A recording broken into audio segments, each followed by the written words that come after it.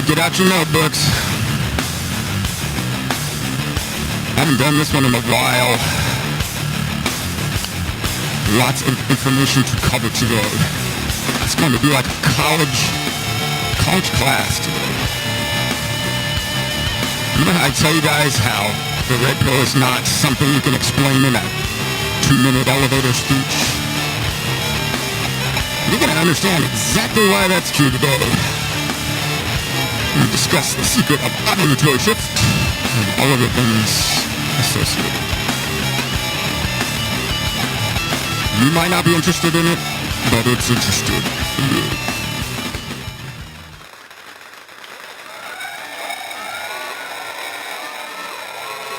Greetings. Everybody having a good holiday weekend so far? No dogs today either, sorry. I can't have them in here. I can't have them in. Sorry, my bad. Well. We had a good show on Wednesday. That was a good, honestly, I thought Wednesday was going to be a lot shorter than it was, but I always get more and more. Audio's not working, really?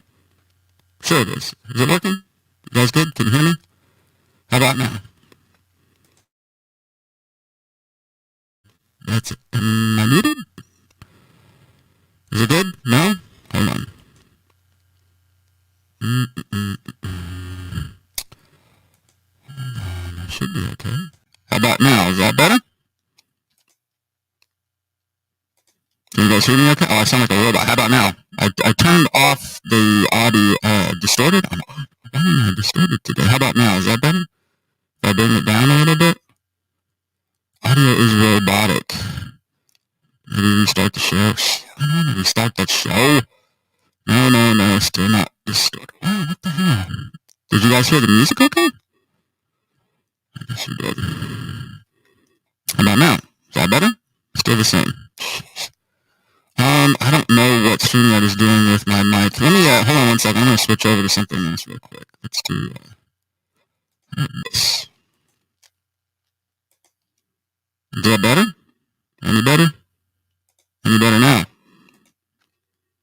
Same. Okay. Let's see if I can change my mic. Is it the mic that's doing it? Like this. Has that changed it? Did that change anything for you?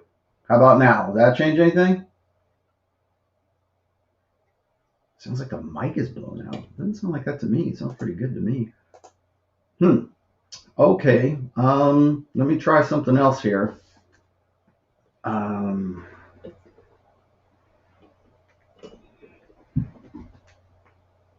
What the hell?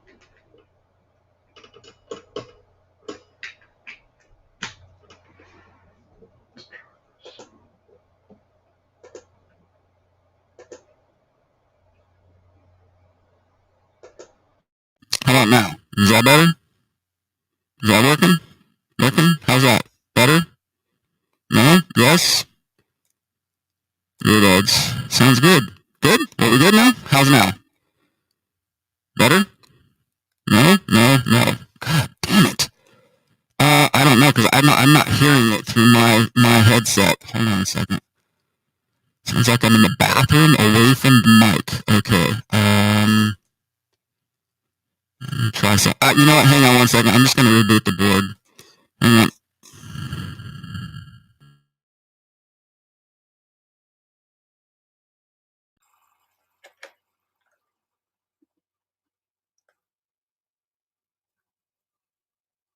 All right. How about that? Is that better now? Better? Yes? No? Went back to Megatron. Great. What the hell is going on here? It sounds, I don't know if StreamYard did something wacky with this or what, but let me, how about now? How does it sound now without the echo cancellation? Turn off and on. I did. How about now? You're good? Sounds good? Perfect now. Good.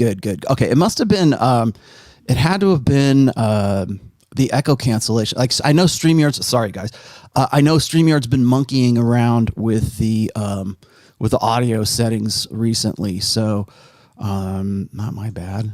I hope it's not my bad. Well, anyways. Well, I'll chop that out of the recording. How's that? That'll make us feel a little bit better. Okay. All right. Back to work. Okay. So as I was saying before, let me know if the audio sucks again. I will go ahead and make sure that it doesn't suck. Maybe it's the stereo. I had it set for stereo too. Okay. Sambata is telling me that I'm now good for audio. So good enough. Okay. So today's topic is about ovulatory shift. I had some guys asking me about whether or not I would ever do another show on this, because the last time I did one of these was at the 21 convention. Actually, my very first talk at the 21 convention in September of 2017 was a speech that I spent so much time doing this too. So I went back over my notes for that speech for today's show. And the title of that speech or that talk, whatever, I kind of think of it in terms of like a TED talk as best. I try to make things as you know, it's not me pontificating. I'm just really just sort of relating information. But it was called Hypergamy Micro to Macro, and the very first place that we start is with a principle or a theory called ovulatory shift. Now, I have to call it a theory because it's not necessarily a law just yet. It's not something that is 100% confirmed, but it is confirmed enough that I think it creates for us, in a red pill sense, a predictive framework for women's nature. And I think it explains a lot of things. Let's just say it's when you distill hypergamy down, when you distill mate guarding, we were talking about that last weekend. I think that's probably why people were asking me about this, because I mentioned a little bit of ovulatory shift during that show, and I wanted to get back to it. I don't think I've ever done a full show on this channel or my show about this. Like I said, there is a talk from the 21 convention that I did back in September of 2017. I'm not going to give you the link because I don't want to give them any more traffic than they already have. However, I don't mind mentioning it because I'm pretty proud of that one. I thought that was a pretty damn good talk, particularly for the first time I ever even showed my face. So it's out there if you really want to see it. But a lot of the stuff that I'm going to get into today, you can find part of it at least in that. Yeah, Patrick, I'm going to talk about this today too. This is in my show notes. Also, if you want to find my show notes, they're in the description of this video right now. I've already added that in there. So I will get to that today, Pat. Don't worry about it. I know the article that you're talking about. As far as it's a more recent one. A lot of guys want to say, well, ovulatory shift is null and void for women who are taking hormonal birth control, and in some senses that's true, and in some senses it's not, because not all. And I'll just answer this right now before we get to it later on. Not all hormonal birth control is created the same. So there's different types. Because we're guys, right? Oh, she can't get pregnant. She's on the pill. Let's just have sex, right? Like that's all we care about. But there are many different types of hormonal birth control. There are kinds that are more intense, that have more hormone. Like there's two different the two basic kinds anyways that I'm familiar with anyways is the estrogen and the progesterone, and then there is a combination of those two, and it also depends on the dosage, and it depends on the person and the woman and everything else. So saying that that birth control makes ovulatory shift null and void is kind of it's clickbaity. Guys like women love it because they don't want to be pegged for what comes after ovulatory shift. But ovulatory shift is very much for women. It can be very unflattering, but it explains a lot. And I don't think a lot of women really have the let's just say the social skills to really to refute a lot of the findings that come from the study and the research of ovulatory shift. So first off, I need to explain that ovulatory shift is it's fundamentally founded in evolutionary psychology, but it's not just about that. There's also EvoBio that's added to this. There's also, so I'll say anthropology, but certainly sociology is added to this as well. And the reason why I started with the talk that I did back in 2017, I called it Hypergamy Micro to Macro, because what I did was I built up like the mating strategy that is hypergamy finds its roots in women's menstrual cycle. What are the best interests of women when it comes to reproduction according to the machine, right? According to the mechanics, the biological mechanics, like the biological realities of human females living on planet Earth for the last, 100,000 years. Maybe more than that. Probably several 100,000 years. I got Devil Mountain coffee in my cup today. Thank you. They are not my sponsor officially, but they do send me free stuff occasionally. Very good high caffeine coffee for intense subjects like today. Let's see. What do you got on here? Let's see. Elvin watching this so far. So I can wear turquoise when ovulating and go on dates and no hoop earrings, right? We're going to get to that too, Elvin. That is what's called sexual ornamentation. And I'll describe that as well. Before I get started, though, I have to do some standard caveats here. I am Rollo Tomassi. I am the guy that wrote the Rational Male series of books, soon to have a fourth one out very soon. And I am in no way an endocrinologist. So take what I deliver to you here today as informational. I'm not trying to pull the wool over anybody's eyes. It's just take today as sort of infotainment, right? Informational. I connect the dots. Okay. I usually connect the dots that the people who come up with the research and do all the scientific study, I connect the dots that they don't want to connect, because if they were to connect the same dots that I do, then they would probably lose their tenureship.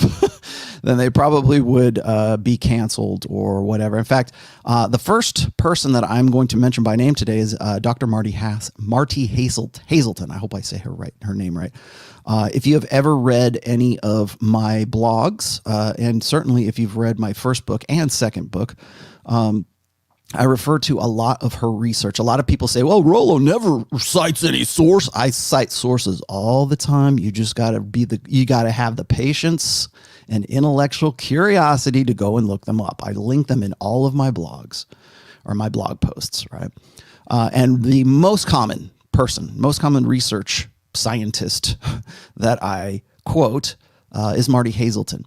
Also, Gangstad and David Buss. To a lesser extent, I have quoted Jeffrey Miller, who I still think is he's a fantastic research guy. He's very intelligent. He's not a guy that wants to go and connect dots that the red pill will connect. And for obvious reasons, and maybe it's just simply because he wants to keep, the money coming in. God Sod is another great one to as a sort of a side reference there. He doesn't specifically dig into intersexual dynamics in the same way that like Marty Hazelton does. Dr. Marty Hazelton is a research scientist / doctor of, I believe she's evolutionary psychology, who has been doing studies on, and not just her, but like her team. She's got a team of researchers, including, students as well. But she's out of the University of Los Angeles, UCLA, of California. And has been doing research on what I would call, anyways, intersexual dynamics pretty much her entire career, going on at least 25 years as far as I know. So if you are, I put a link in. Yes, Godsod has an ego, but he's earned that ego. Sorry, Pablo, I'll put that on there. Yeah, Sod definitely has an ego, but it's an earned ego. Okay. He's not, he backs it up with a lot of, with integrity, and backs it up with a lot of research, and he does the work, put it that way. So Marty Hazelton has done a lot of research and a lot of work on this. And so when I was coming up with the premise for how ovulatory shift fits into sort of game dynamics like PUA, this is back, I became aware of her work when I was actually still studying behavioral psychology in university at college myself. And I wish there had been an evolutionary psychology department at the University of Nevada, Reno at the time, because I really wanted to focus on that. I mean, it was around, but it wasn't as prominent, let's just say. Certainly not as prominent as it was at UCLA. So I became aware of her research while I was actually studying behavioral psychology anyways. And I started reading her experiments and everything, and I thought, wow, this is really interesting. So I started writing about it when I was on the SOSWAV boards, when I was a moderator, way back in the foggy days of like 2004, 2005, and that's where a lot of. So I want to sort of rewind the tape so you guys understand that this isn't just something I'm just pulling out of my butt right now. This is something that I've been, especially if you've read any of my work, you already know this, is that it's something that I have been sort of. I don't call it a hobby, but it's certainly been a passion and an interest of mine because it relates so well with what was going on in the pickup artist community and the seduction community back in the early 2000s, later into what we now call the red pill, into the manosphere. All of this fear and loathing of hypergamy and, oh, women are evil because of hypergamy that the black pill and the doom pill likes to throw out today. All of that goes way back to 2002 when I was writing about all of this stuff back on the SOSWAB boards. So, well, I'm sorry about that, Aiden. I'll get to you at the end. Aiden, I will get to you at the end. Today is not Help a Dude Day. That was actually Wednesday, but I will save your super chat and I'll come back to it at the end of the show. So that said, I wanted to make sure that I sort of did my homework and did my background work here first.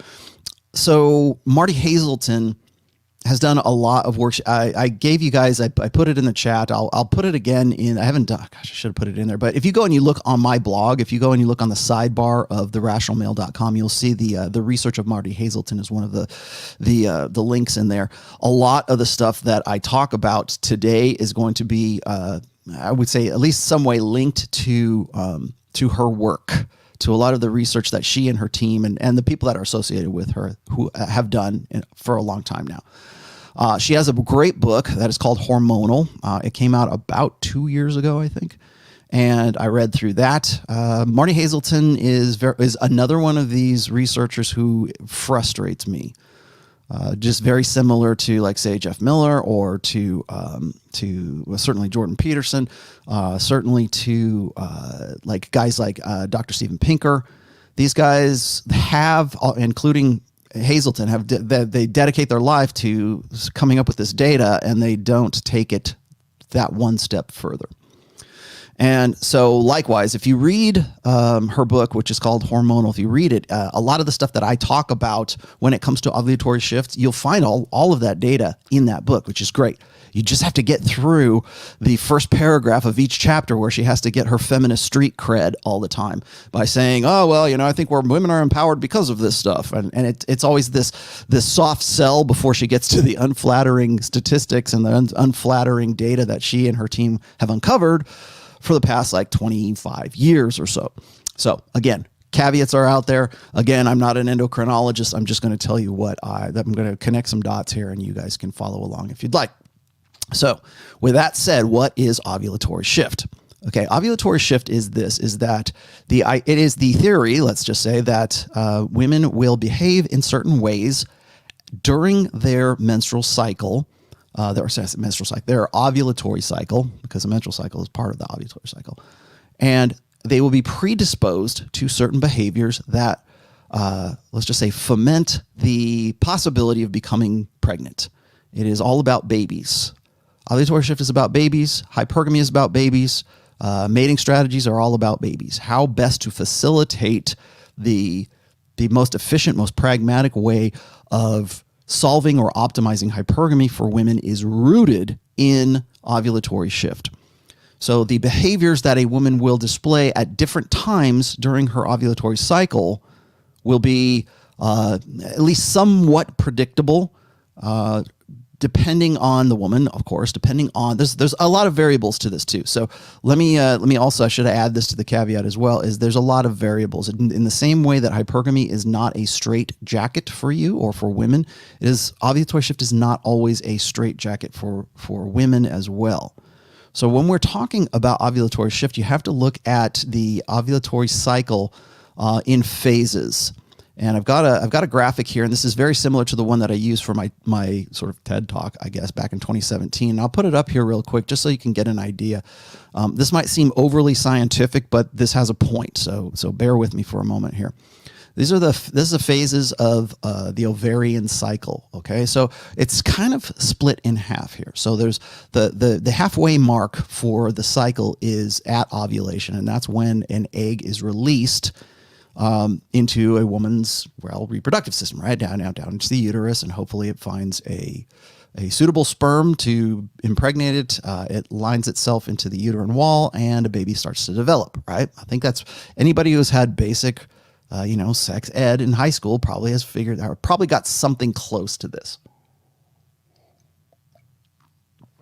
So. The curious thing about this right now is we have to look at this in two different phases. So I'm going to start with the follicular phase, which is on the left half of this graph right here. So what happens is a lot of interesting things happen prior to ovulation. So we already know that a woman's menstrual cycle is or ovulatory cycle is a 28-day cycle usually. Sometimes it can be shorter, sometimes it could be longer. It just depends on the woman, depends on how much she weighs, depends on how old she is. Remember, obviously, I'm not talking about women who are in their 50s who've already hit menopause. I'm talking about healthy, fertile, reproductive women right now. So don't throw me, oh, well, what about fat girls? Okay, so here's the deal.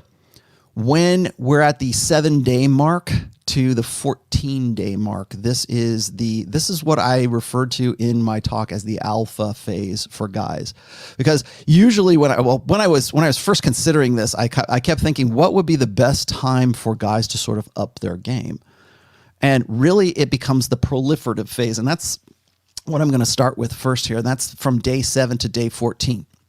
Is it exactly those 7 days? No, it could be day 9 to day 12. It could be day 6 to day 13. Okay. But it's right around in that particular area. That is the time that is the most interesting. And this is the time that people really, especially in the red pill and in other, let's just say, affiliated communities, really focus on, because this is the time at which women will change their behavior to look for men who have more masculine features. This is the time between 7 and 14 days in the proliferative phase where women's behavior changes and where they're feeling better. Remember, 0 to 7 is menesis, and menesis is when a woman is having her flow, right? That's when Aunt Flo comes to visit. That's Shark Week right there. 0 to 7 is when a woman is flushing that lining and that blood out of herself. And then at 7 to 14, that's when it's game on. And that makes for a lot of different behavioral changes. Now, again, this is a natural woman, not on birth control. I'll just get that out of the way right now.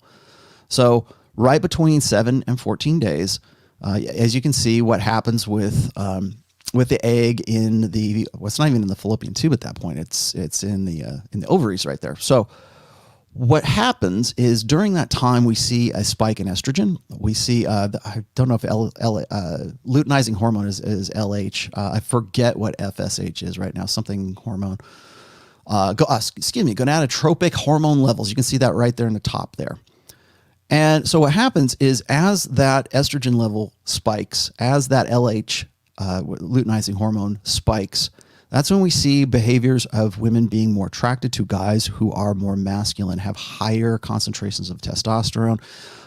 In Marty Hazelton's book, Hormonal, this is when test subjects feel like they need to get out, like they need to get away, they need to go somewhere. In the beginning, it was tested in rats and female mice and female rats. became more agitated during this time, and not in a bad way, more like the mice wanted to travel more, right? They wanted to go out and explore more. They were more exploratory. That's what I call the proliferative phase right there, because that's the phase in which women and female, let's just say mammals who follow something similar to this, are more inclined to seek out a mate at this point. This is when women are proceptive to sexuality and sexual intercourse. This is the time during 7 to 14 right there where women are looking for the guy with the strong jawline. They're looking for the guy with the V taper. They're looking for the guy with the muscles. They're looking for the guy who is the stereotypical Giga Chad that everyone thinks is the caricature of the guy who is the ultimate apex alpha male, right? So, and again, I'm exaggerating here because it seems like that's the only thing that people really want to understand. That's during this phase. Now, so at this point, and again, I will get to the caveats and the criticism of this here in just a second. But let's continue. Okay, it's at this point when women will amplify, let's say, their sexual availability. This is the time when women are putting themselves into environments in which they are more likely to meet a guy who is the stereotypical alpha, physical alpha, the guy who has masculine dominance. He's the guy who smells right. If you read her work, they've done some smell tests, which were based on high testosterone men versus low testosterone men of women during this phase, and who smelled better and who didn't smell better. They've done a lot of work on that. There's so much that goes along with this. I would be really hard pressed to show you all the research in even a 3-hour show if I was going for 3 hours.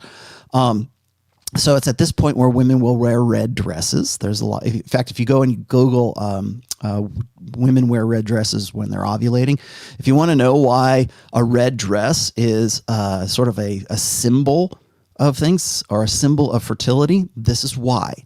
Hoop earrings. I know I joked about this with Sterling Cooper a few weeks ago. Sterling being, of course, a male porn star himself. And he didn't even know this, did I said, well, yeah, during the proliferative phase, when women get into what's called sexual ornamentation, this is when women will wear the hoop earrings. They'll wear the high heels. They'll wear the red dress. They will amplify their sex appeal in as maximal a way as possible in order to attract the guy that is the optimum when it comes to hypergamy. And now, again, hypergamy has two sides to it. So look at this. Let's look at this graph here. And hypergamy has two sides of it. If there's an alpha side or a beta side, the alpha side is certainly on the right-hand side, the left-hand side being the luteal phase. I've called this the beta side, or the more, I don't want to call it blue pill, it's more the beta comfort. Remember how we talk about arousal and attraction? If there's an arousal side of this cycle, it is in the follicular phase.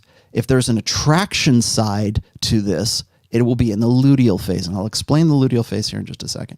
But you have to understand the proliferative phase first, because this is the time when women will, and maybe not even consciously do this, but this is the time where women will decide that they are going to go out with the girls.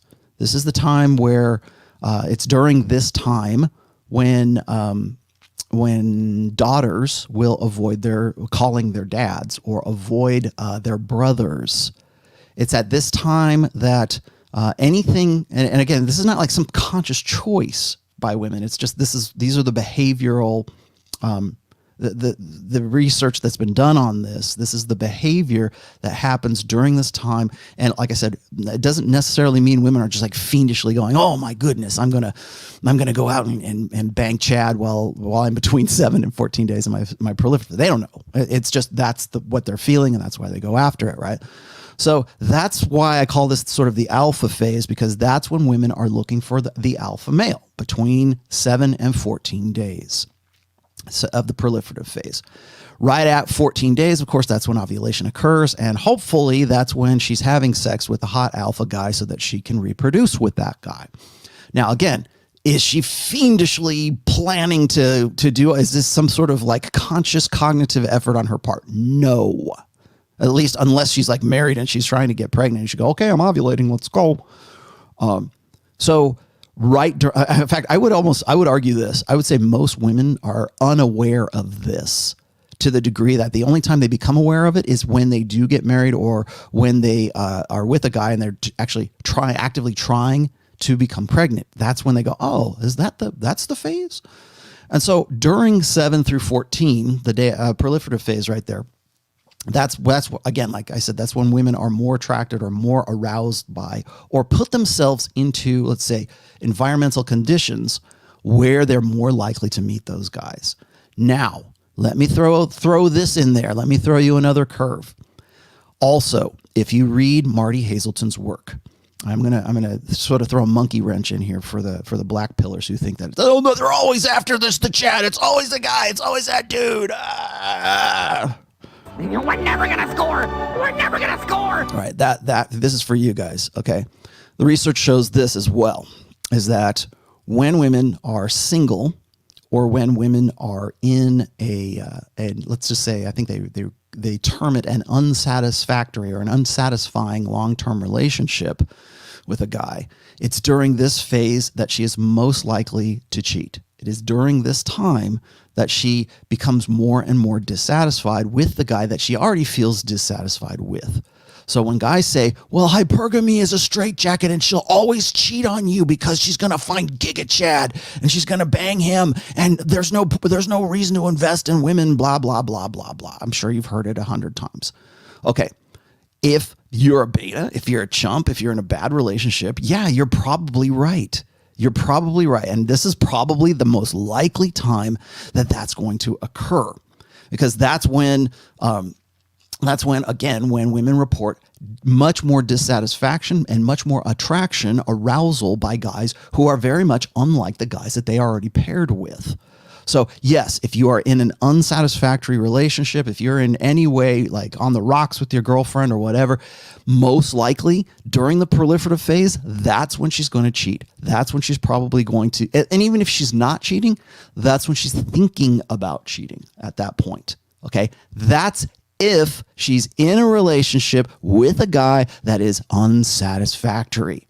The flip side to this, and if you read Hormonal by Marty Hazelton, as well as a lot of other work, when women are in a satisfactory relationship, when they are very much in love and in lust with the guy that they're already with, it's during this time that she wants to have sex more.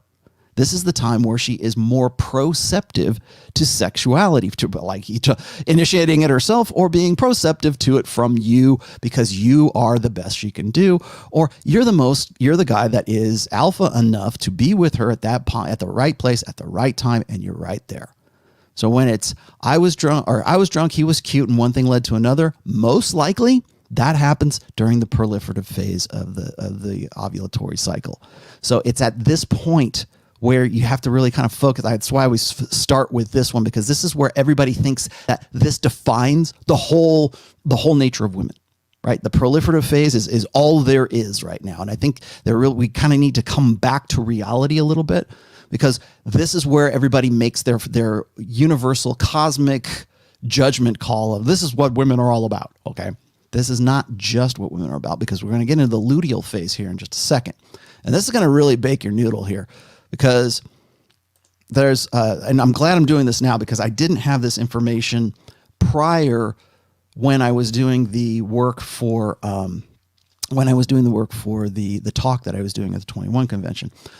Since then, I have become more aware, I think, of sort of the criticisms of this, but also the follow-on information that came after this. So remember when I did the hypergamy micro to macro talk, hormonal wasn't out, so I didn't have the information that is in there, and there's some really, really crazy stuff in there. So I'll throw this back up there. I just wanted to catch up with the comments here really quickly. What's the difference between the red pill beta and the black pill? Okay, well, first of all, don't make the mistake of thinking that a red pill in any way means beta or alpha. Okay, those are two mutually exclusive terms, right? Black pill are just doomers, right? It's just nihilism. Basically that's what it is. And most of the guys in the black pill community with respect to intersexual dynamics are losers in the sexual marketplace. Simple as that. And I feel pretty confident in saying that right now. But let's say why. Let's find out why. First off, in the alpha phase, like I was saying, the proliferative phase right there, I think too many guys think that sums up all of hypergamy, that's the only thing that matters. And a lot of people will say, well, women are always, it doesn't matter what phase they're in, they're always looking for the best, hottest guy. Yeah, they are. And at different phases of a woman's maturity, as I said here, and you can see this is, by the way, you can find all of this stuff. I have a great post, and it's linked in the description there. It's called "Your Friend Menstruation." That's actually where I got the image from Carrie from. By the way, that I use that as the lead-in image for that. But this timeline right here also is very important, and it kind of dovetails into what I was talking about. And I didn't do this intentionally. I don't know how we got to this, but when I was talking about the sexual market value peak times, like about 2 weeks ago, 3 weeks, no, it's 3 weeks ago now. And then right after that, we talked about mate guarding, which also is sort of a follow on to this as well. And then, so today we're talking, like I said, we're talking about ovulatory shift, but remember that ovulatory shift isn't something, it's a constant for a woman, but remember at different phases of that woman's maturity, throughout her, like the party years, as you can see right here, you can also call that the hoe phase if you wish. But from the time a woman is, has her first, her first menstruation all the way up until she's 50 some odd years old, it can be, you think about this, women only have a finite amount of eggs. And as we see in the memes on Twitter right now, no eggs. But during different phases of maturity, as a woman gets older, depending on what her health is like, you can also there's glandular things too. There's things like your hormonal, your pineal gland, certainly your thyroid gland, things like that can affect the ovulatory cycle as well.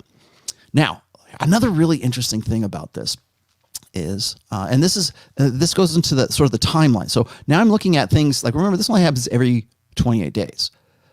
But now you got to take that 28 days and you've got to multiply it over, let's see if I can do it. You got to multiply it over, say, right to about there, right? From teens all the way up, maybe, because right about 40, I think, was it 35 to 40 is when perimenopause happens for some women, and then menopause really happens more towards right there.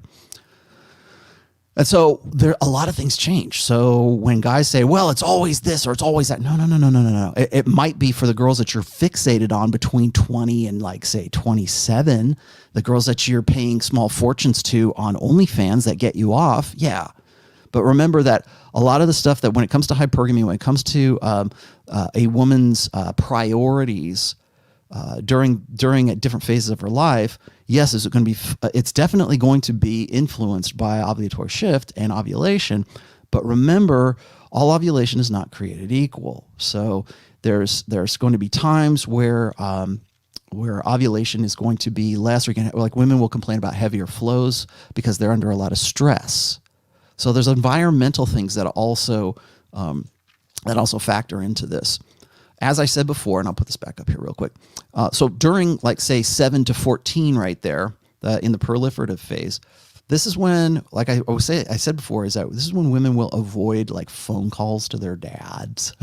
This is when women will try to, like, get out of the house and go run off with the hot boy from high school, right? This is the time where the frat parties happen, or this is the time where women are more, let's say, engaged with the guys that they want to get with. And in order to do that, in order to facilitate that, they've got to get away from men who are going to mate guard them.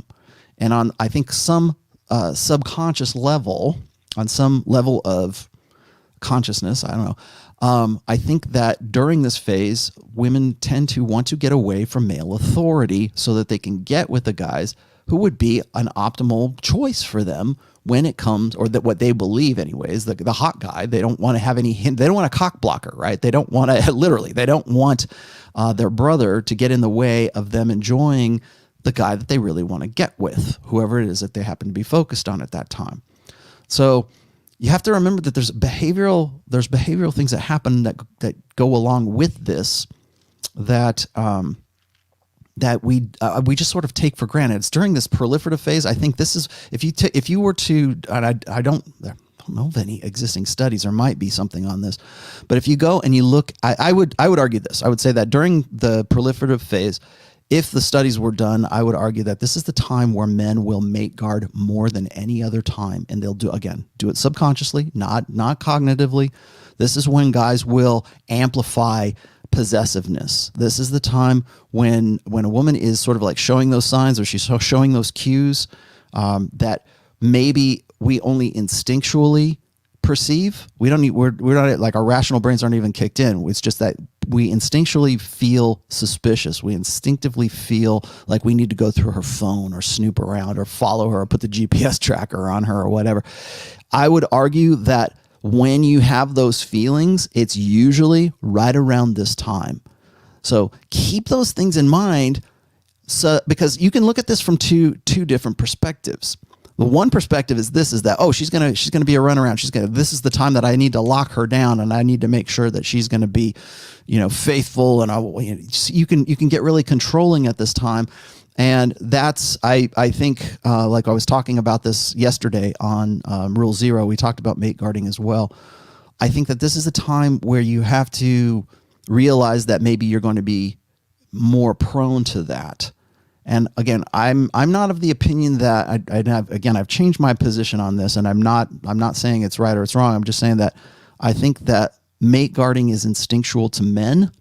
How it's expressed and how we go about, like how we experience it and how we express it, can be alpha or beta, but I don't think that mate guarding itself is either alpha or beta. It's just how you're doing it and why you're doing it, and then how you're doing it as well.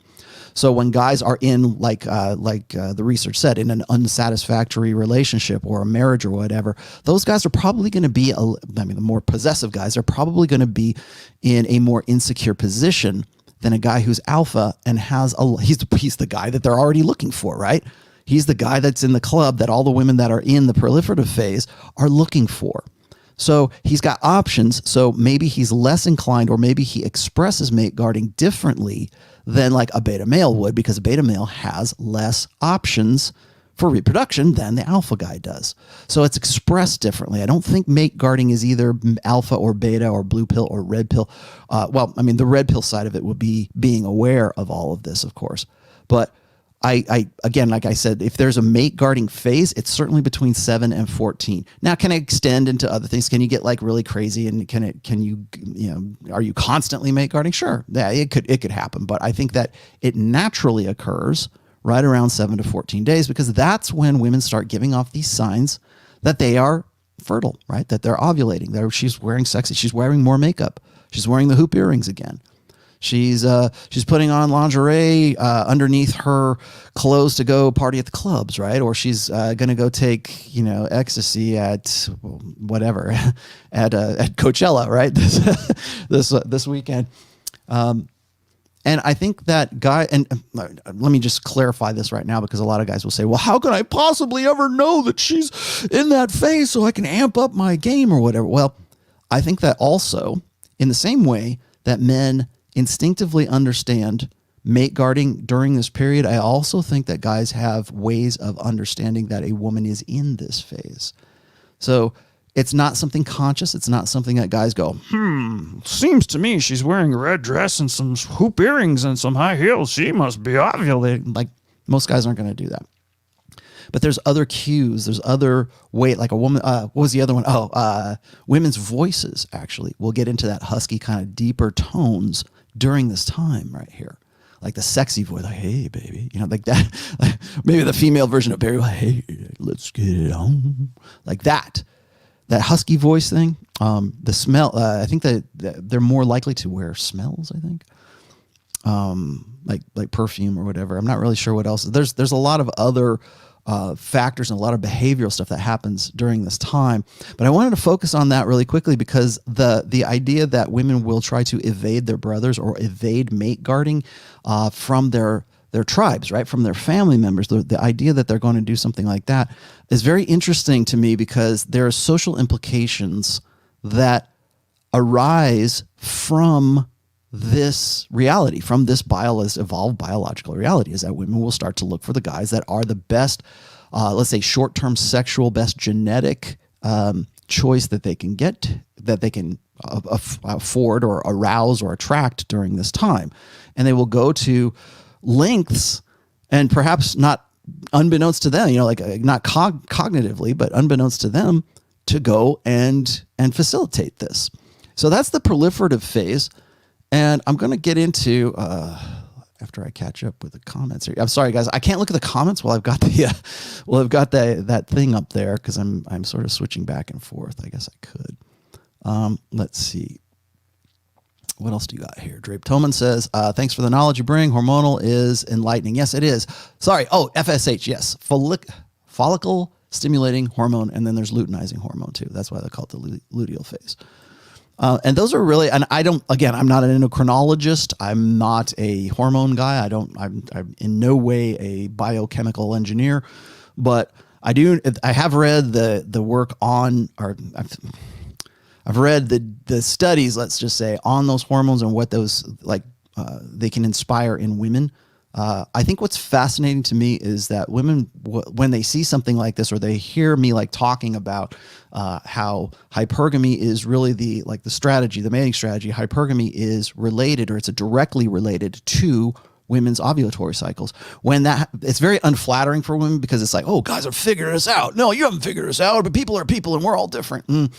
Well, okay, but it still provides a framework that works and is predictable enough for guys to sort of build a predictive framework around it, right? So you can develop your game, leverage game differently or better, or deal with women differently when you know whereabouts they are in that cycle. Because remember, women tend to, as I said before in the episodes, and I also actually in book 4, I talk about instinct, emotion, and reason.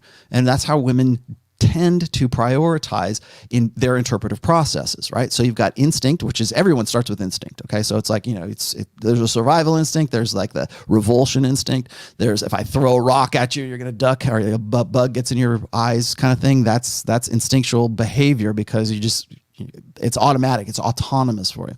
Then there's emotion. Obviously we know what emotion is. And then there's reason. Reason is the slowest interpretive process.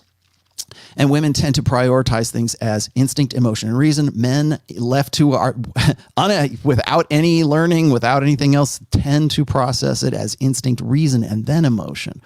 But that emotion side right there, I need to focus on that really quickly with women, because a lot of the things where we say, well, that woman's moody, or if you read Hormonal, that's one of the first things that Marty Hazelton says is she hates the word hormonal, because guys will say, well, you're just being hormonal. That's I don't know who says that now, but that's what one of her points was, that women are overly emotional as a result of being on PMS, right? Or being beholden, let's just say, to their menstrual cycle, or their ovulatory cycle, because the hormones that spike, the hormones that move around, they predispose women to emotion.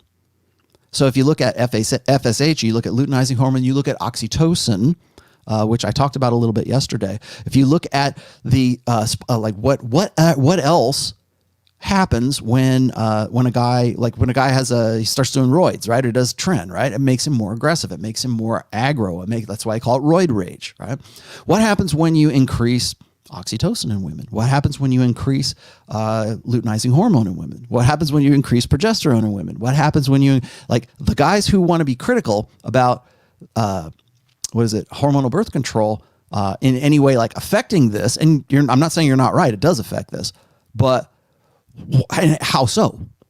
Because the hormones that are in the emotional response that are caused as a result of those hormones that are floating in a woman's bloodstream or affecting her mood throughout this ovulatory cycle, that are predisposing her to different behaviors, do they not also predispose her to different beliefs? Do they not also predispose her to certain feelings towards a child, or towards their parents, or towards their lover, or whoever? So that's why when they say, well, I'm not always hormonal, women can be just as rational as men. Yeah, they can learn to be, but they're not. The natural proclivity is to be more emotional, and this is why. Here's where we're at, because there's a constant state of hormones that are moving through it. And this is a natural thing. I'm not saying this is good or bad. I'm just saying that this is the reality. So if I go and I say, well, oxytocin is the love hormone, right? It makes you feel good about somebody. And usually right after a woman gets off, like after she has an orgasm, she's flooded with oxytocin. Wow, imagine that. Well, why would that be? What evolutionary function could that be about? Like, how would that affect that woman's how would that affect a woman's mating strategy? How would that affect the way that she views a certain guy afterwards? It could be regret. It could be resentment. It could be she's completely infatuated with you. But the fact remains is that those emotions that are a result of being flooded with that particular hormone or chemical cocktail, let's just say, because it's not always just one hormone. It could be the combination of multiple hormones during that, whether it's having sex or it's, again, we're going to get to the luteal phase here in just a second, but all of the things that prompt that woman to, and again, we're talking about women right now. I understand men can also, we are affected by our environment. We all in different ways, but our reproduction doesn't depend on that. It doesn't, but through women anyways. For women, it's always this cycle that is at least in some way predictable that keeps going around and around. So when a woman is PMSing, why is she PMSing? Why does she have postmenstrual syndrome, right? Why is she bitchy after a while? Why is she in that mood? Why is she bent over with cramps and just, I hate everybody in the world. The world owes me a living, So what is it about that cycle that predisposes that woman to those emotions? And do those emotions, and I'm asking a question here, I'm not prognosticating here, but do those emotions predispose that woman to certain beliefs? Does it promote the idea that maybe that woman is going to be more predisposed to being loving and kind and blah, blah, blah? Or if you remove those, is she going to be bitchy and aggravated all the time? That's why when we say, oh, women are moody or women are fickle or women are emotional children, women they always default to emotion. Well, perhaps that is because it's rooted in their biochemistry right here. So what do those things do? I still think that there needs to be more study about this, but there's not the will to study it, because if we do, it goes against the blank slate. It goes against this idea of equalism. It goes against the idea that men and women are just the same, right? You'll get fired, like James Damore from Google, for suggesting that men and women are different and we have different proclivities. What predisposes those men and those women to those proclivities? And why would they be? After that, once you figure out, what those hormonal influences, that emotion prompts them to, then what's the latent purpose of those? We're not going to ask those questions, at least not now anyways. We have the answers. In fact, I would say we probably know where to look. We know the rocks to turn over right now. We just don't want to turn them over, because in doing so, it kicks out the legs of social constructionism and it kicks out the legs of blank slate equalism. So let me catch up with the super chats and I will continue into the luteal phase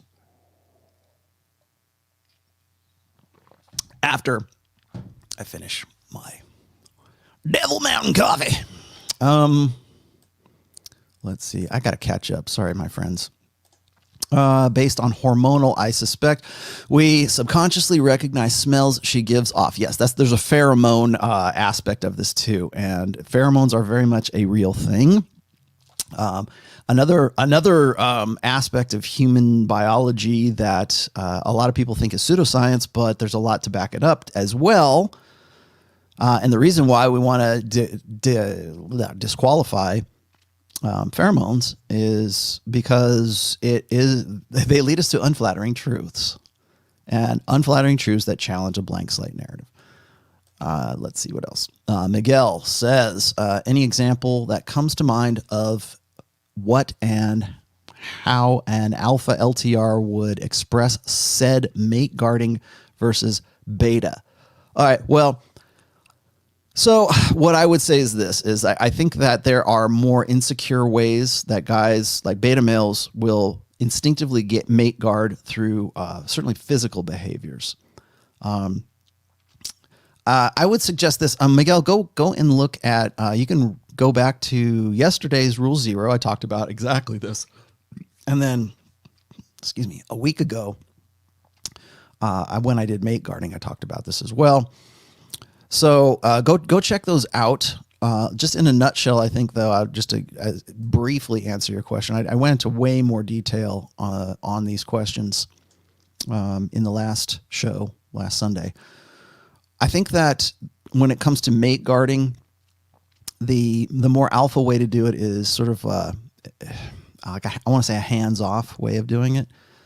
One thing I think that most women instinctively understand when it comes to alpha men is that they behave in certain ways because their options are different than guys who are more necessitous, guys who are beta males, guys. And again, I'm using these as abstractions. I'm not saying, oh, you're a beta male.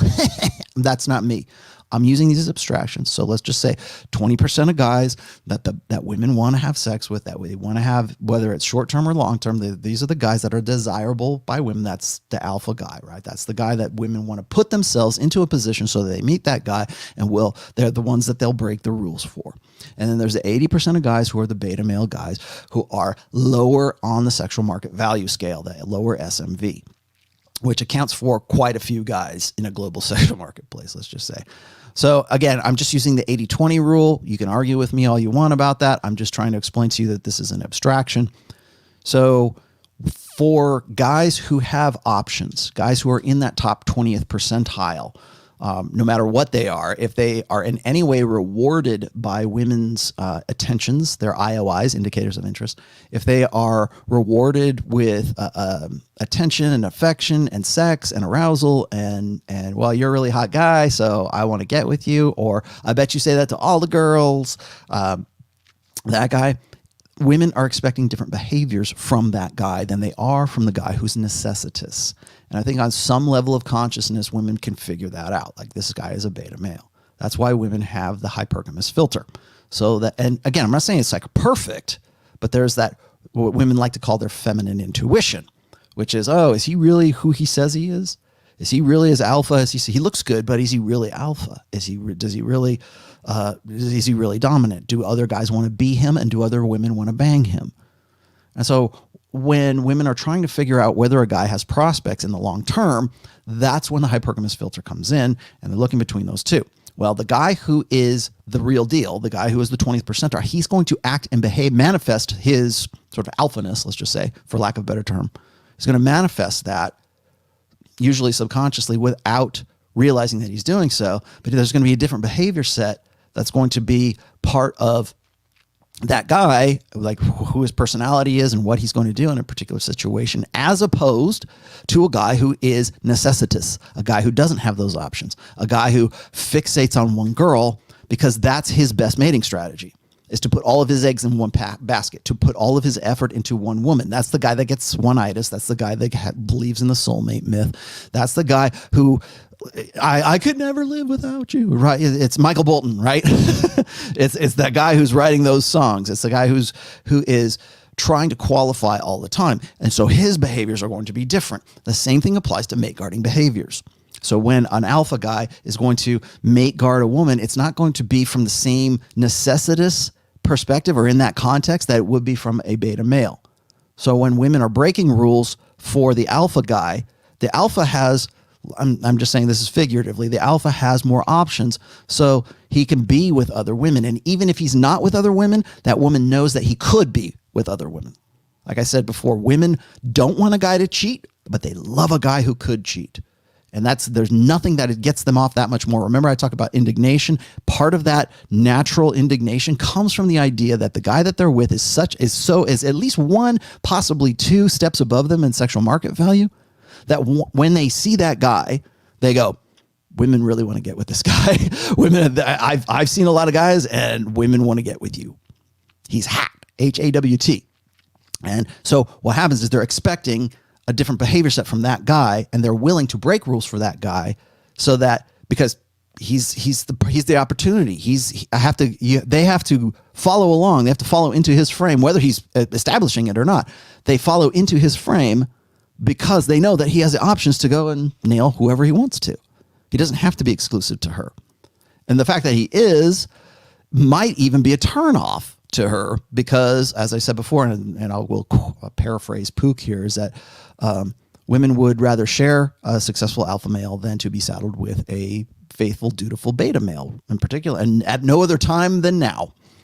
So when a beta blue pill guy is, hey, we're going to do date night. Hey, we're going to, I wrote you this poem, right? I got you chocolates. Hey, let's, no one's, you're the girl for me, constant undying professions of love, like this courtly love nonsense. That's for beta guys, and their mate guarding is going to be based on that mindset as well. So anyways, that's the manifestations of that. Let me keep going here. So Phil says this, I'm about a 6. Why do some girls out of my league, 7 or 9, find me cute or even want to cheat on their Chad boyfriends with me? Okay, we're going to get to that. I have a boyish look. Okay, it might not be that they want to cheat with you, but when we get into the luteal phase, you'll understand what I'm talking about here. Just a second. We'll answer your question. I have a boyish look. I'm sure you do.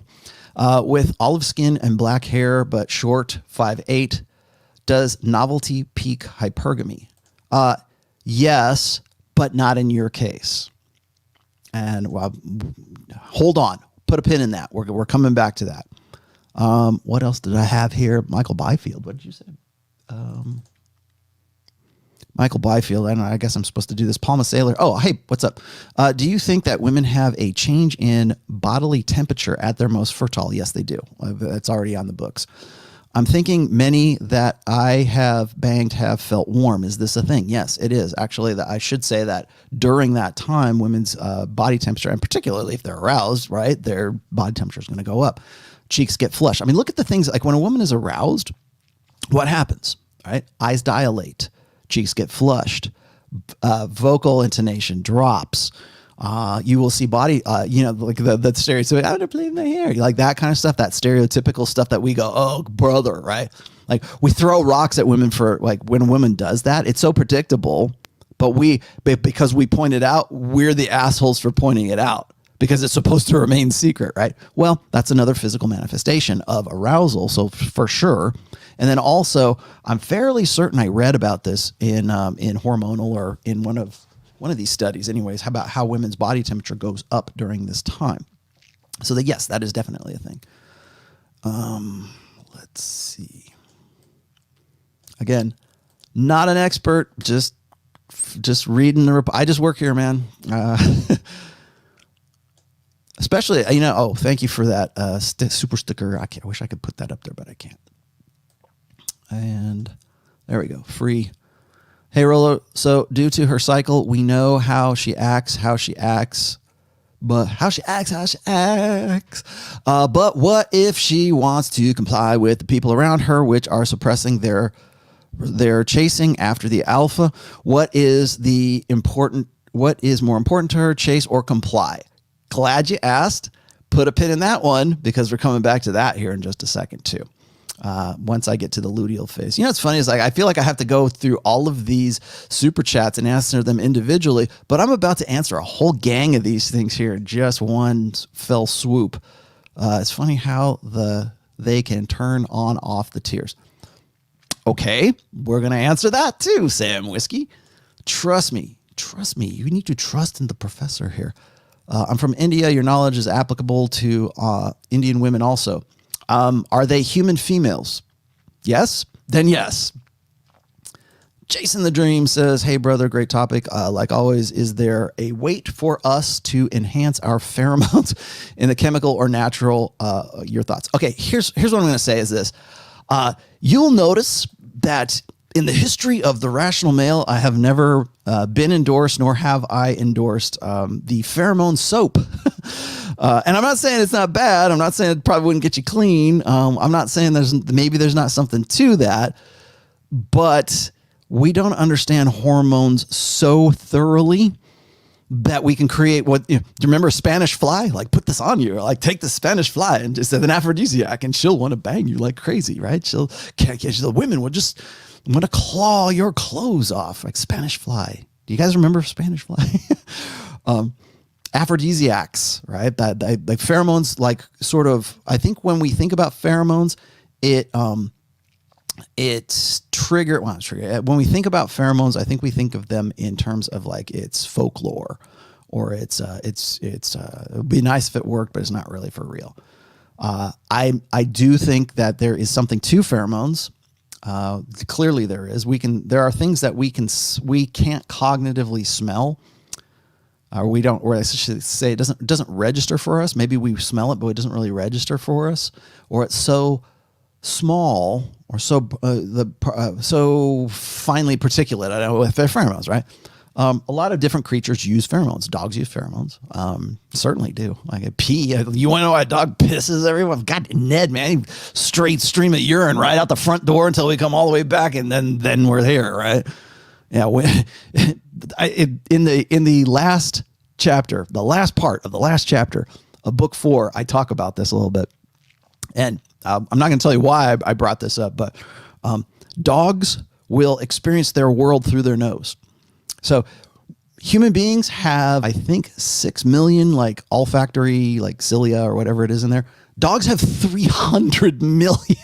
The average, I don't know about the little dogs, but like the average dog has 300 million. Their sense of smell is 40 times greater than human beings, right? We have 60 million and they have, maybe not 6 million, it's 60 million and they have 300 million. Dogs can smell on the inhale and the exhale. They can also distinguish, and I don't know why I think this is fascinating, they can also distinguish scents in one nostril different from the other nostril. And of course, you've probably seen if your dog does this and moves its nose around, that's because they experience their world through their nose. So yeah, are there things that do we collect data through our nose? Yeah. Of course we do. Does it trigger things in us? Can a pheromone trigger a response, like a chemical response in us? Yeah. If you got hay fever, it's not a pheromone, but I mean, it's based on the same principle, right? If you get sick on something, or something comes into obviously you're breathing something in, but is it something that's going to is it a hormone that is an airborne hormone that you inhale and it changes you biochemically, or the way you think? Like, oh, I smelled this smell and it brought me back to when I was a kid and blah, blah, blah. Right. Yeah, it can certainly be a factor, but do we have such a mastery of it as human beings to create a soap and rub? I like Axe body wash, right? But rub some of this on you, and the girls will just come in from the worldwide. Remember the Axe body wash commercial? God, I wish that was great, man. I wish that was true, because man, you make a lot of money off of that. No, I do think pheromones are a thing, particularly with like insects. Right? There's such a thing as hormones or pheromones, but do we understand them well enough that we can create them and manufacture them so that we can get a particular effect? Maybe soon we will. Maybe if we're allowed to study it, I guess. All right, I'm going to come back. I will come back to the rest. I think I've caught up with everybody. Oh, didn't I? I got to Jason the Dream already. And I think that was it. What was this one? Keep up the great work. Oh, this is Marlon Alvarado. Thank you. Keep up the great work. No need for the caveats. You are the most authoritative figure in the. Well, I'm glad you feel that way, Marlon. There are others who have written about it, but you have the actual field experience. I just ask the right questions, I think. I just take the data and I go, well, why are we not having this conversation?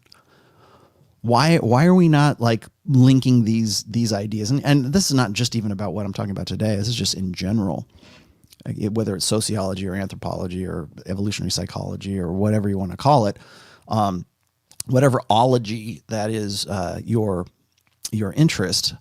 I push things over the edge. I say, well, why this? Why not this? It seems obvious. Well, why does it seem obvious? So yes, I will always, sorry, I'm going to put this up there. Yes, I will always, on my greyhounds, I will always geek out on my greyhounds. So sorry about that. Anyways, let's get back to this wonderful chart here, because now we're going to talk about the luteal phase. I'm going to answer a lot of your other questions here. So in the luteal phase, now we're post proliferative phase. Now we're past the alpha phase. And right now, between day 14 and right about, I don't want to say 28 days, but let's just say day 24. And you can see what happens here is that if you look at the ovarian cycle here, then you have the corpus luteum, you have the mature corpus luteum, and then you have the corpus albicans or albicans, or whatever. I'm probably not saying that right. Again, I'm not an endocrinologist. The luteal phase is almost more interesting, I think, than the alpha phase, because the alpha phase is what everybody wants to focus on, because they want to say, how can I improve my game, Rollo? How can I get her in the, should I track it? Like, guys would keep asking me about there's this app and it tracks girls' ovulatory cycles. And a lot of guys would get frustrated. Like, I don't want to have an app. I don't want to have to figure that out. A lot of the times when it comes to trying to figure out where a woman is in her phase, you can rely on two things. The first one is your instincts. Your instincts will probably tell you. You just got to listen to your gut, right? And just look for the signs. What's she doing? Is she wearing the hoop earrings? Is she wearing the red dress? How is she saying? What is she saying? How has her behavior changed from day 14 to day 21? Right? How do things change for her? Certainly during menesis, right? There we have that's when she's in cramps. That's Shark Week, right? 0 to 7 is Shark Week. And so how is she when she does that? How does she speak? How does she talk? Is she depressed? Is she upset? I could, I really need to go dig that. I have it. Maybe I'll put it up later. Is she on SSRIs? SSRIs can screw this up too, right? It certainly screws up the, SSRIs are antidepressants. How does that affect the feelings that come from inhibin, I don't know what the hell that is. Oh, those are the ovarian ones. Estrogen. How does that change? Now look at the spike in progesterone right around the luteal phase. That's important because remember, there's going to be emotional and moodiness that comes as a result of that spike in that particular hormone right there. So when you look at progesterone and right around say day 20, day 18 to 20, right in there, that's when progesterone is going to be at its peak right there. And what does that do to that woman's emotional, the average woman's emotional state as a result of that? Well, you got a woman that's on SSRIs. You got a woman that's on SSRIs and on birth control. What's that going to do? How is that going to mix her up, right? How is that going to make her feel? So right during this stage right here, the luteal phase is what I call the beta phase. This is also the beginning, I would say not necessarily 14, but let's just say day 18, maybe day 20. That's the beginning of the down cycle. It doesn't necessarily mean that a woman's not going to be hot and horny in day 15 or 16. It could be, but let's just say, day 20. This is the beginning. Look at the spike of progesterone. Now, remember, again, put a pin in this, save this for later. Estrogen and progesterone are the primary elements or the primary ingredients, let's say, in birth control. Because what birth control does is two things. It tricks the body into believing that it is already pregnant, and therefore even a fertilized egg gets flushed out in menesis. So that's the estrogen side. There's also the progesterone side, because what happens here is during this time, that's when the uterine wall starts to get fatter and fatter, as you can see down there. It's called the secretory phase, right? It's secreting, right? So that if a fertilized egg happens to be fertilized during ovulation, that there will be a nice thick wall of secretory stuff around the uterine wall to implant that egg and therefore create a baby. Right? So it's building up. That's what progesterone does. Right? If you had just straight progesterone.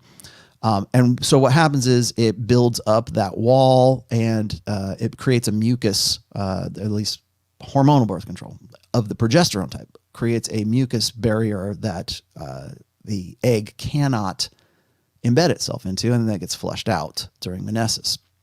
So technically, if you think about it, it's possible that you have a fertilized egg, but it never gets implanted in the wall, and therefore it gets flushed out. So now you know why certain religions think of birth control as just the next step down from abortion. because you've basically created the life. You haven't stopped the fertilization of the egg. You just stopped it from being able to be implanted in the uterine wall, and it gets flushed out. So just a tidbit right there. Okay. There's a bit of trivia for you. So during the luteal phase, what are the behavioral changes? Well, at this time is when, and again, this is sort of new information that I've got right now, and I'm going to throw this out there again, theoretical. I'm not a scientist here, but it is possible. And I read this from Marty Hazelton, and I think was it Stephen Gangstad? I forget who her partner is. Partner is scientist partner, not her partner. But the idea is this, is that when women go into the secretory phase, which is also the luteal phase right there, that the reason, what they do is the behaviors that are manifested at this time is women start to look for friends. They start to look for comfort. They start to look for emotional support. This is when right after, say, the ovulation phase, where she gets with the hot guy in the foam cannon party, and she bangs because I was drunk, he was cute, and one thing led to another. This is when beta male, this is the beta male phase, this is the beta phase, where women are looking for security and comfort, and they're looking for the 3 Ps, like the beta side of the beta buck side of hypergamy, which is the 3 Ps, right? Protection, provisioning, and parental investment. So this is the time where they're looking for the guy who has the more round face, right? I remember our friend here was saying he was only 5'8". Who is it that said this? Oh, here it is.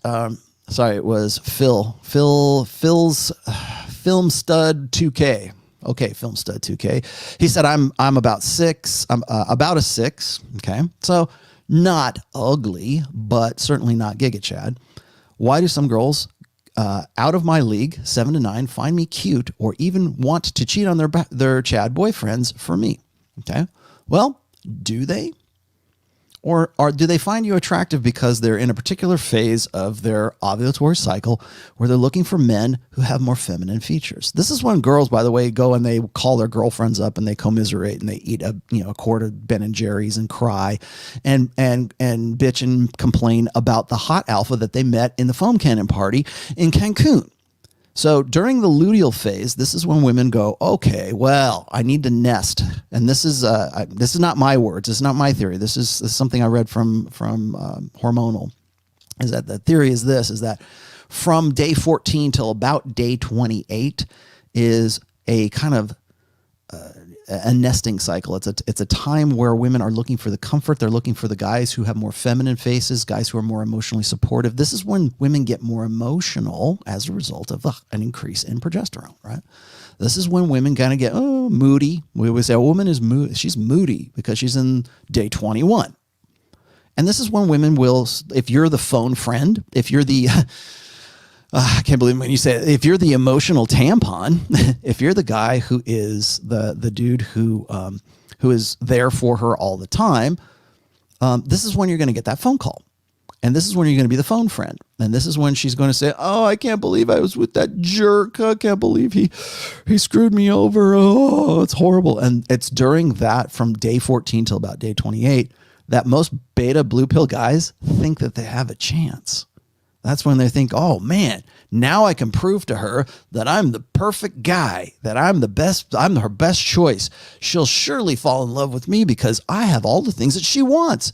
Wow, she must have learned her lesson. So she's not going to go bang Giga Chad anymore. I'm here for her, and I'm not like other guys. And so what beta males do is they build game around that beta phase, around that luteal phase. So it's all about comfort. It's all about rapport. It's all about familiarity. You become, like I said before, I'm going to use this analogy once again. You become the stuffed animal at the end of the bed that she reaches for after her ovulation, after the proliferative phase. And, oh, I love you. How come he can't be more like you? You're going to find a great girl one of these days and make her a great husband. I'm going to hug you and blah, blah, blah. And so what happens is the guys who think that, oh man, she's finally come to her senses, right? Surely she sees me as the best guy for her. Now's my chance. And remember, we're going from like day 14 to day 28. So that's 2 weeks. And so during that time, you go, well, maybe she is finally turning over a new leaf. Right? Maybe she is finally, coming around and figuring things out. And so what you do is you get closer to her. And again, I'm exaggerating. This is an exaggerated illustration. Okay. But by order of degrees, this is what a lot of guys will think is that, okay, now I'm in there.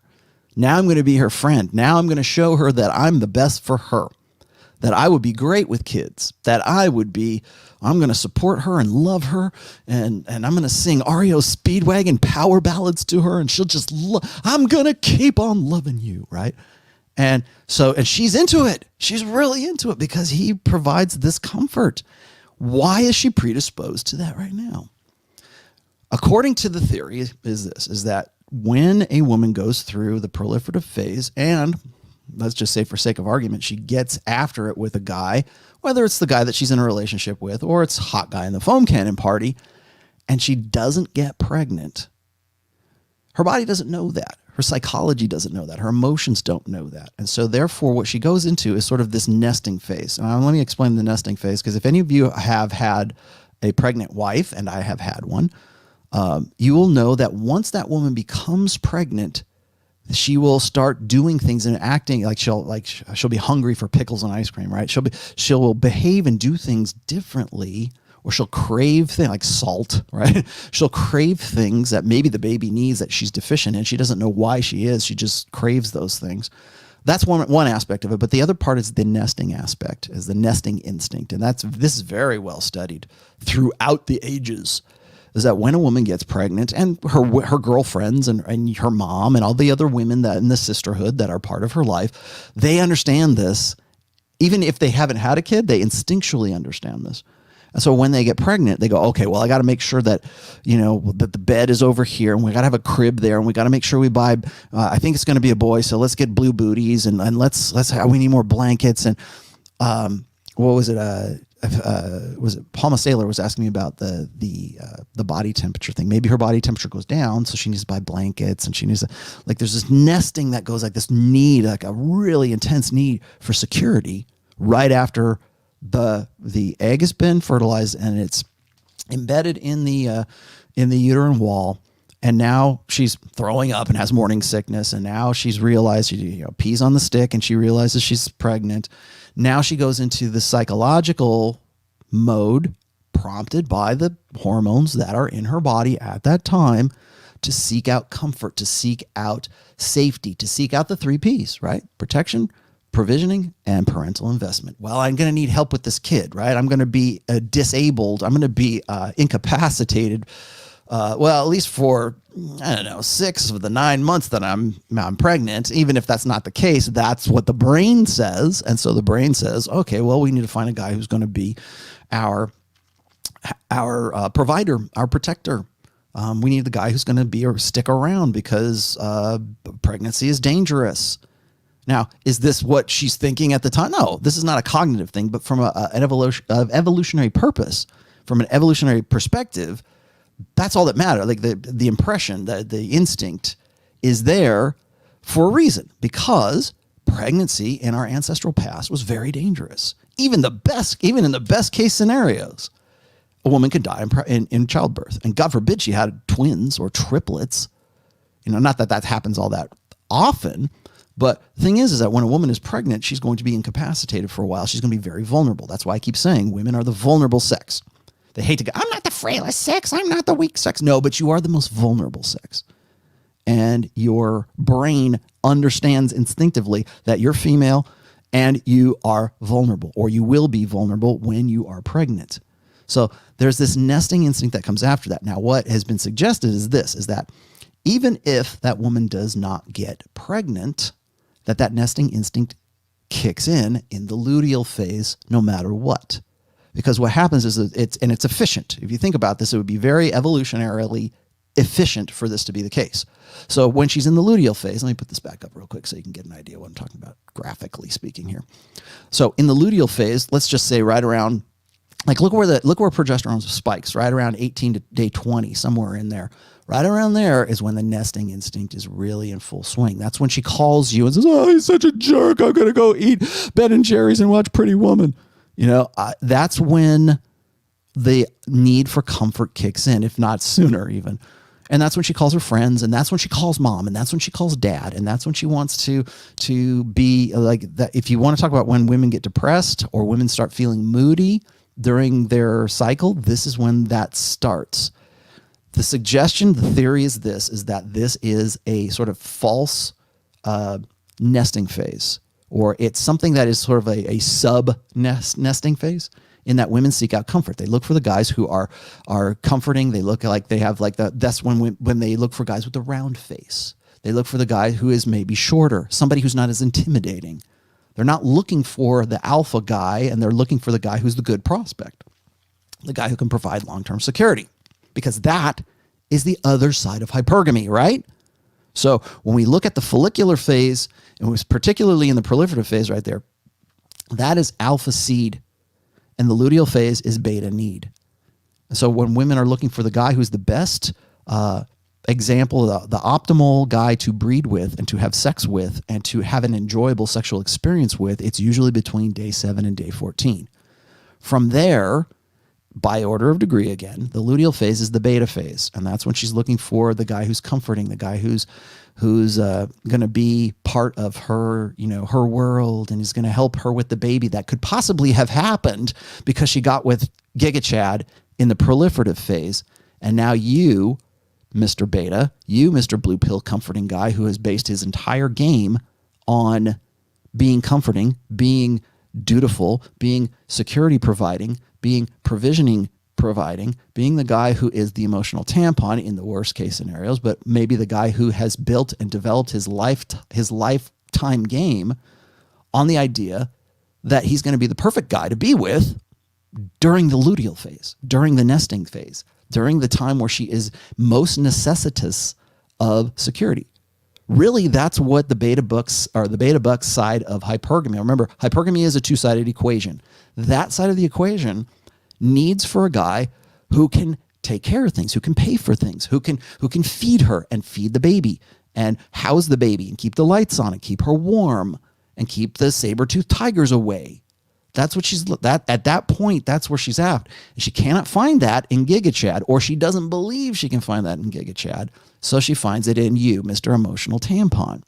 So that's the time during the luteal phase where, and I'm, again, like I said, the jury's still out on this, but I think it has merit, is that during this time, this is when she goes into what's called a false kind of sense of nesting, where she needs the comfort and she gets moody and she gets upset real easy, or she's emotional because she's seeking out the stuffed animal at the end of the bed. Okay? You're the stuffed animal. So when you're convenient, when she needs you, that's when she calls you. And you, especially blue pill guys who follow what I've called, or what actually is known as it's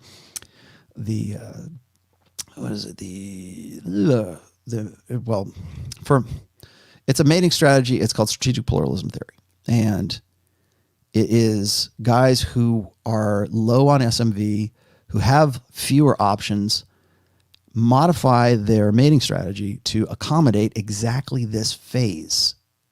So they're the guy who's the dutiful guy. They're the guy who's going to invest themselves in one woman.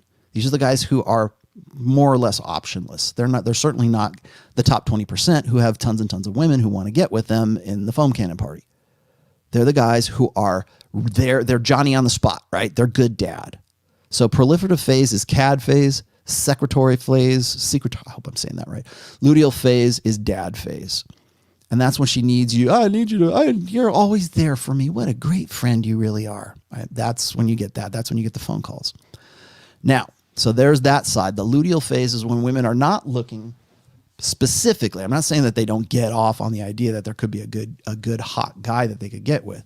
But this is a time when women are not fertile, because either they have become impregnated or it's on its way out because of either birth control, or she just simply didn't get impregnated, right? And then the egg flows out with the flow, with Aunt Flo.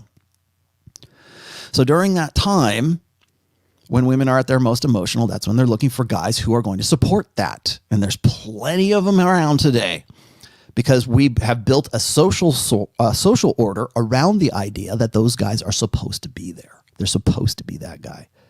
They don't, like, for the most part, and I shouldn't even say that this isn't even so much a feature of like modern global, the global sexual marketplace or a sign of the times right now. This has been going on for as long as human beings have been around, or really since we've had like organized large scale social orders, is that men's responsibility is really rooted in that luteal phase, in the idea that you're going to make more resources and you're going to be more responsible and you're going to be more dutiful and you're going to go to college and you're going to get a good job and you're going to create a good life, not just for yourself, but for you and for any other family. Well, all of that really is rooted in the idea that it's one man, one woman, and here we are. And now we're in the luteal phase. And this is what I need. Prior to, like, say, agriculture, because somebody mentioned this in the chat, prior to agriculture, when we were living in hunter-gatherer societies, a lot of this comfort, I'm not saying that there weren't guys who were, following along with this, because there's always been beta males in human societies and primate societies, whatever. There's always going to be beta males who are always going to be looking for sexual access to women who are really only interested in the alpha guy. So prior to agriculture, where it's one man, one woman, and we're looking at polygamous societies, there's still beta males in polygamous societies, and they still are granted sexual access to women, but usually that sexual access comes when she is not in the ovulation cycle, when she is not in that proliferative phase. So when we look at primate societies, bonobos is one, but like if you look at like chimps, if you look at gorillas, if you look at like the higher order apes, like higher order primates, the beta males are allowed sexual access to, like, on the sly, right, covertly, they're allowed sexual access to the female apes when they are in the luteal phase, when they are not fertile, when they're not in that proliferative phase, because that's the time at which the likelihood of them becoming pregnant is pretty much nil, or it's close to being nil. And so I'm not saying that doesn't happen; it probably did, but so when a beta male primate breeds or has sex with a female, and it's recognized or it's acknowledged, openly or covertly that this is a beta male, there has to be a transaction. There has to be something that is given for that sexual access. So that's based on performance. That's based on the ape bringing a banana to the female ape that he wants to have sex with. That's based on the beta male ape picking the nits off of her, like grooming her. That's another thing. There's services services rendered. Also watching after the children, watching after the offspring of the alpha male is also something that might earn a beta male a reward while she is not, or when she is less likely to conceive. So that's important. There's a reason I'm bringing this up, because when we get to menesis, when we get to the day 28, on day 27, day 28, somewhere around there, that's when women, and you can see the spike right there at the very end of the cycle. You see the spike in FSH, and you see estrogen starting to pick up too. And what happens here, and this goes hand in hand with the idea that, and I'll come back here for you guys. Hang on one second. There we go. It goes hand in hand with the idea that when you are providing for her, like when a beta male, this is something we talk about in the Red Pill all the time. You guys wonder where the root of this comes from? This is where it is. This is why I said micro to macro, hypergamy, micro to macro. So I'm gonna take it up to the macro level now. The micro level this is what's happening in this woman's biology. The macro level is you've got guys who are beta males, humans, right? Well, it could be apes too, I guess, but you got beta male human beings, and those males want sexual access. Well, we have created a social order based on the idea that sex is transactional for those guys, for sure. It's validational for the guys that she wants to have sex with, the hot guy in the foam cannon party. Excuse me, during her proliferative phase. That's when she's most likely to want to go do that. Well, there's more beta males than there are alpha males. There are more, I don't want to say losers, but there are more guys who are less able to facilitate what would naturally be their own natural mating strategy, which is unlimited access to unlimited sexuality. So they have two choices. They either get better looking, get bigger, and fight for their their position in the sexual marketplace. Because I don't want to say like Don, because on a social scale, on a large scale meta sexual marketplace, it's not like these guys are going to actually like book up and go beat the hell out of some. Maybe they will beat up some alpha male so that they can establish dominance. But we do so in different ways socially. But the idea is that, and this has been the standard for a long time, even really right up until the sexual revolution, and even after the sexual revolution, is the idea that guys need to create more resources. They need to be a good catch, right? They have to be the guy who stands out from the crowd because he's going to make partner in the law team.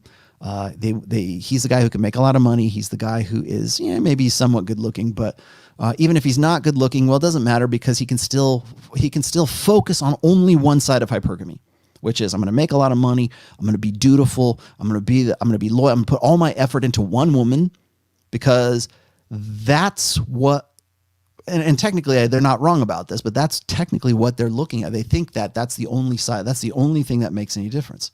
That's the only morally acceptable side of hypergamy is that side. It's the beta bucks. It's the luteal phase side of hypergamy. So these guys max that out as best they can. How they do that? Become a better dude, become more educated, make more money. Usually it's money because resources, acquire territory. To be a powerful man is to acquire three things: more women, more territory, and more resources as a result of that, because you will increase your tribe if you do something like that, if you can maximize that. But we can't really increase territory so much, but we can, I guess you can buy land. But territory is less important than resources right now. And our primary resource as human beings is usually money. And so that's what guys do. It's like, I'm going to go to school. I'm going to go to college.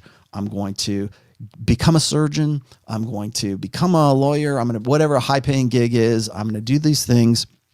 Or it might be like, I want to be a rock star. That could also be it. Like, you get access to pussy, of course, but like, it could be like in the long term, you're focusing just on that one side rather than the alpha fuck side, which is really, what women are looking for today, because we've already satisfied the beta buck side, which is finds its roots in the luteal phase of the ovulatory cycle, of ovulatory shift.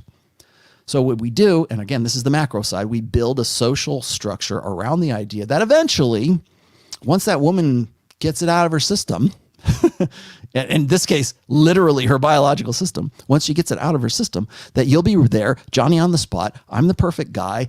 Let me prove to you why I'm not like other guys. I would be the perfect boyfriend for you.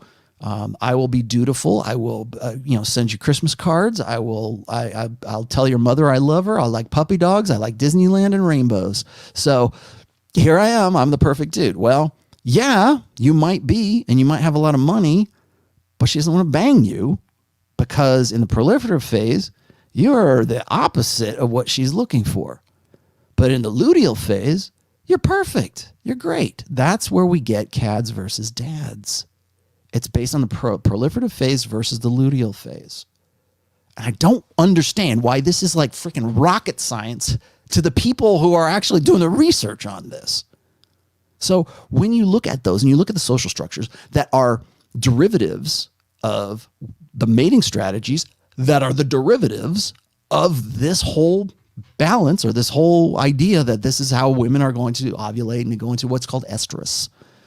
And I'm going to be real controversial here because there's going to be people who are going to throw rocks at me for this, but I also included the link to this in the description. I have a post on the Rational Male called Estrus.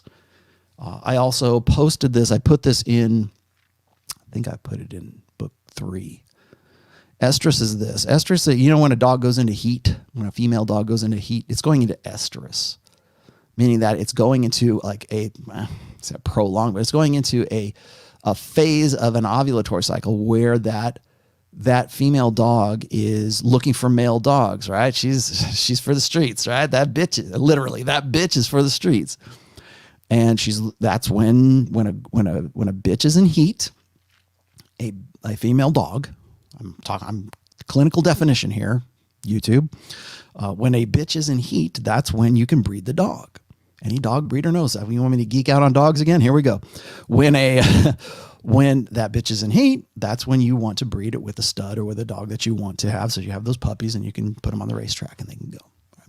So we say that's estrus, and a lot of animals have estrus. Certain primates, including human beings, have what's called concealed estrus. And people hate it when you say human females go into estrus. They don't go into estrus. Their butts don't turn bright cherry red like those monkeys over there. They are not in estrus. No, they are, but it's concealed estrus. And when I talk about open hypergamy, when I started writing about open hypergamy back in 2013, 2014, that was based on the idea that, I mean, this is something I was thinking at the time, and then later it's confirmed through the research, is that during the proliferative period, that proliferative phase for women is estrus. And it's a shortened version. It's a shortened time when she's going to wear the red dress and the hoop earrings and the high heels and put on the makeup and the push-up bra and everything else and go to Vegas with her girlfriends for a girls' night, a girls' weekend. That right there is estrus. And the idea that human females would go into estrus is very controversial because it likens women to apes, or it likens women to female dogs, right? But again, Marty Hazelton and her team, I guess, have they produced. That's actually what inspired that post was estrus. So it was an idea that's what women go into, and again, very controversial, but only because it's shocking to the social order, the female's primary social order. Again, when we talk about this stuff from a social perspective, when I talk about estrus, like the human, let's say, equivalent of estrus, it's very unflattering to female nature. And they don't like to be told that they're going into estrus because it gives away the game. It gives away. That's why women hate PUAs. That's why women hate game. That's why women hate me. That's why women hate you probably too, because you're red pill aware enough to understand that this is the basis of all this stuff. So it's a threat because it triggers the female existential fear, which is to be the female existential fear. And I will remind you once again is that to be tricked, to have the direction, to have their female intuition, like the hypergamous filter, to have that tricked into believing that a guy is alpha, and then later he becomes beta. So he's found a way to defeat female intuition by understanding this stuff. So when women say, "I want," any guy who has to go and learn, about women from pickup artists is a loser. Yeah, of course he is, because game works. Or it works well enough that it puts that fear into women. The fear is they're losers, they're incels, they're chumps, they're low SMV men who have learned, cleverly enough, how to do an end run around that filter, that hypergamous filter.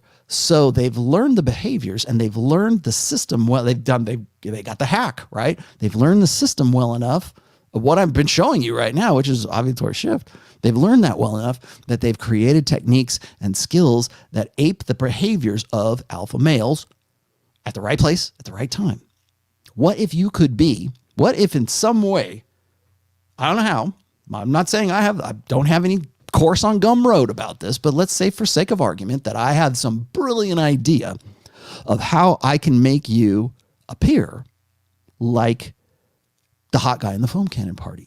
And not only that, I can put you in the foam cannon party right in spring break in Cancun with the hot co-ed walks in and the foam's going and she's looking at you and you're going, yeah, but you're really a chump. You're really a beta, but you figured it out. You figured out how to defeat that filter. And you were cute, she was drunk, and one thing led to another or whatever, right? So what if I could do that? What if I could tell you that? I'm not saying I can, but that's the fear. That's the cognition that happens when a woman sees, oh, what's Rollo? He's teaching them PUA. What's this mystery guy? No, what woman would ever go for that, right? But they are. And it might not be 100%, but it's enough, it's successful enough to create a predictive framework around that it instills that existential fear in women. That's why they hate game. Anytime you want to know, you want to experience the existential fear of women, find the girl that you're into right now or text her this and go, I know women's nature. Just say that. Like, you can just as casually as you could possibly like utter it, right? And she would be like, how dare you, Greta, how dare you, right? It will be this, for a guy to say that he's figured out, human female nature is preposterous. And women have an evolved mental firmware, evolved mental, psychosis. It offends their psyche when a guy says, I got you figured out. I know how you women are. You're a misogynist. You're a chauvinist. You're a son of a bitch. You got to be canceled. And I'm not even telling you how. I just said that I do. And it sounds arrogant. And it sounds like I'm conceited. And it sounds like I'm full of shit. And it sounds like a lot of things. Why? Why does it sound like that? Why is even that on the kernel of that idea sound offensive to women? Why does it rub them so much the wrong way that they'll create campaigns to social media campaigns to get you disqualified? Because it triggers that existential fear. And that existential fear is that the reproductive process, hypergamy, would be taken out of their control, that it would be taken away from them. You want to know why women will fight tooth and nail for abortion? Because of the same thing.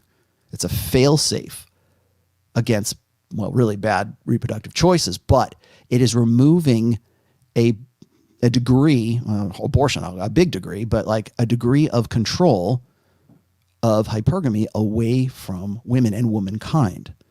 If I say I'm a PUA and I've figured out this great new system, how to get to girls, and I go and I sell that and it's wildly popular, or I've got the Rational Male and people want to buy my books and they go, oh, well, hey, I wish I would have known this sooner. And guys are having these really sort of revelations about it.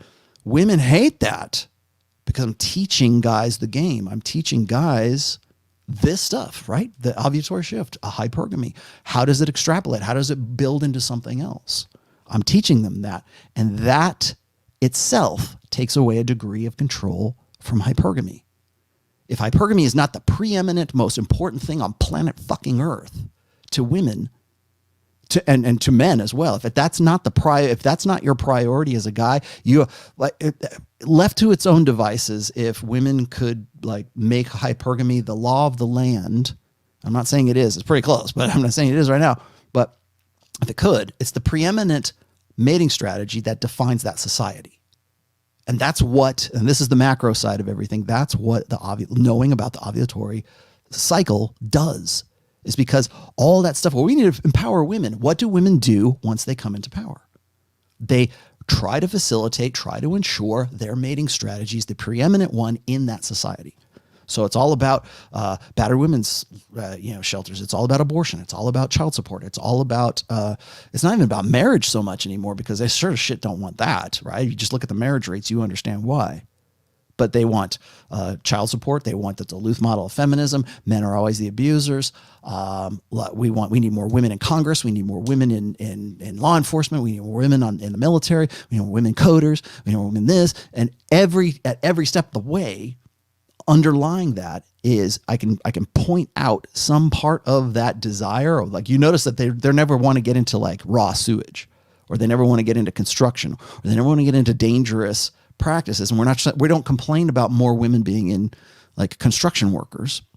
We want them in positions where they can control money and purse strings and higher status, higher level jobs. Like that's why women are all in HR, right? So they can. And what do when they get in there? Well, we need a daycare. We need pregnancy leave. We need this. We need that. You know, and of course they'll couch it in, well, human beings need this. No, it's women that need that.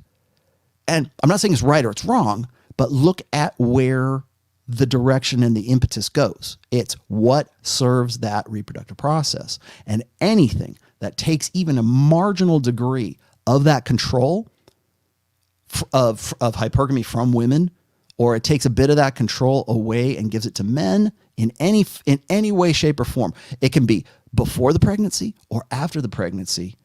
If it takes away the control of the reproductive process, women lose their fucking minds. That's why women will fight tooth and nail, and they celebrate and throw a party whenever abortion comes into like Argentina, which it just did. And again, not harping on just abortion here, but if you look at like child welfare, Title IX, you look at everything, all of that finds its roots back in hypergamy, which is the mating strategy, which finds its roots in what? Ovulatory shift, in the biological aspect of the things that motivate women to do the things that they do. And then by order of degree, like exponentially, we go up from a micro level to the macro level, to the meta scale. So that's the macro side of this. Now I'm going to take this one step further because I got to get to this, and I'm pushing 2 hours here, but I really got to put this up one more time. Sorry. Now we got to get to menesis. We've got to get to the day 0 through day 7, because this is very, very important. And people, guys are, what the hell is he talking about? Well, this is really important on a micro scale, a personal scale, and then also on a meta scale too. So here we go. Menesis is, of course, when a woman is having her period. Right? This is when the tampon goes in. This is when she's flushing out the I think it's is it endometria, endometri something or other. I'm at a loss for the Latin terms. Anyways, the lining, right? The blood comes out. And that's when you get sissy Spacek, right? That's when you get this. So, and again, not to make light of that, because I know women go, you guys don't have to deal with this. I've had to deal with this for the rest of my life. Like, yeah, you're a human female. Sorry. Men and women are different. And that's part of being a woman. So, during this time, some interesting things happen though. So remember what I said about in the secretory phase, around day 21, maybe day 25, somewhere around there. That's when women are looking and they're drawing. The nesting, right? They're drawing the guys in. They're drawing the men the women, of course, I need hugs, and I need my stuffed animal. I need my comfort. I need my Ben and Jerry's. I need my cat. I need my wine. I need my whatever. That's when, and again, this is when women kind of get like, really kind of needy, and they're looking for rapport. They're looking for familiarity. They're looking for safety, things that would prompt, and feelings that would prompt a need for long-term security, long-term protection, parental investment, blah, blah, blah. This is the time when she's looking like she's a single mom and she's going through this phase. This is when she's like, oh, I really need to find a guy with benefits. A real man would marry a woman has a kid already, right? Well, when we get to day 28 and we get to that maximum level right before then, a funny thing happens. And this is probably the most well-studied part of this whole endeavor today, is right around 27, 28 to day 0 and on into menesis there. That's when women go through what's called postmenstrual syndrome. Postmenstrual, I think I'm right, PMS. That's when you guys probably know what PMS is, right? She gets bitchy, aggravated. She's that's what you want. Watch out, right? She's gonna tear your face off and pull your heart out, right? This is when, if it's a bad cycle, this is when it's gonna really be bad for you. And this is the part where the guy, the nice, dutiful beta, the guy who thought he was in there at day 21, now suddenly she's like, get off of me. I hate you guys. You men are psych. They're pigs. I hate them. She's doubled over in cramps and that this typical aggravated, inflamed people. Guys, this is the time when guys, if you think of women as irrational, like overall irrational, this is where you're probably going to. This phase is probably what inspired that idea. And the irrational side of this, of course, is that she's pushing people away. So right around the nesting phase, the secretory phase, she's drawing people in. You're the stuffed animal, the emotional tampon, the emotional side of things. She wants the comfort. She wants the nesting. Even her girlfriends. She wants to get her girlfriends together, and they want to commiserate, blah, blah, blah. And then right around day 28, that's when she goes into aggravation cycle and starts pushing guys away and pushing you away because you thought you were in there. And she pushes her girl. If you want to know when a woman's going to fight with her girlfriends, it's probably right around here, because she will be in an emotional state of aggravation and being upset as Menesis sort of flushes out. And again, it's close to a 7-day cycle. It might be a little longer, might be less, depends on the girl, depends on her health. Okay. Now, I don't think any of this is all that, revelatory to anybody. We understand what PMS entails. But here's the theory behind PMS. Why is it that women would get aggravated at this time? Why is it that the behavior that is inspired by that hormone drop, as you can see, progesterone in a naturally occurring progesterone towards the 28-day end of the cycle drops, plummets. So does inhibin. And if you can see how luteinizing hormone spikes and it just drops off a cliff, right about to day 28, it starts to pick up a little bit. And then you also look at FSH right there. You can see it picks up a little bit as well. So what are those hormones doing? What is that? What is it being inspired in? You can see estrogen also spikes a little bit during that time too. So what's happening to a woman psychologically, emotionally during this time? And if she's aggravated, as we can tell, the most common response is that she's aggravated and she's upset and she's PMSing, right? Why? Why would that be the response? Why wouldn't she be full of love and lovey-dovey, right? Why would the hormones make her feel that way? Well, this is the theory. Again, not my theory, but this is the theory. And I'm starting to agree with it, let's just say. I think it's plausible. The theory is this, is that the reason why women push away people, their girlfriends, they get in fights, or they push away the guys, the nice, comforting guys in the secretory phase, is that this preps them to go back into the proliferative phase once again. And what did I say about the proliferative phase? Is that when this starts, this is when women don't want to call their dads. They don't want their fathers around. They don't want anyone controlling what they're going to to psychologically or unconsciously or consciously. They don't want their brothers protecting them. They don't want to feel bad about what they're going to do, which is in the next 7 days, they're going to be ovulating and they want to get with the hot guy in the foam cannon party again. With the masculine features, the six-pack abs, the V-taper, the nice butt, the big guns, and the chiseled jawline, right? On some level of consciousness, they know, maybe they don't know this, but the subconscious understands this. So in order to facilitate that, she's already drawn in all of these people, Mr. Emotional Tampon, Mr. Beta Male guy who was going to be the good dad. But it turns out she's not actually pregnant. It didn't happen. It didn't take the sperm or whatever, whether she had sex or she didn't, makes no difference, because from sort of a psychological level, there is this, I think, a underlying knowledge that she's not pregnant. And all of that crap where she was, not crap, but all of those needs and those feelings that she went through during the nesting phase, during the time of wanting that comfort and the Ben and Jerry's and all that stuff, all of that has put her into a position where these people think that they need to be around her, and she doesn't want them around her. She doesn't want the beta male to be hanging on when she knows, or when her psychology or her hindbrain knows, that at day 7, he's the last person she wants hanging around him, because he is a potential cock block. He's a potential hindrance to getting with the hot guy in the foam cannon party, the hot alpha guy that she wants to get with between 7 and 14, day 7 and day 14.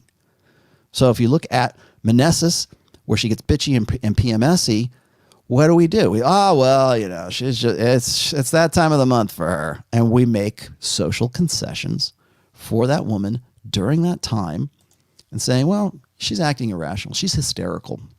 She's angry. She's upset. She's got tension. She's got things that are, she's got issues right now. We'll make up whatever. And even if she says,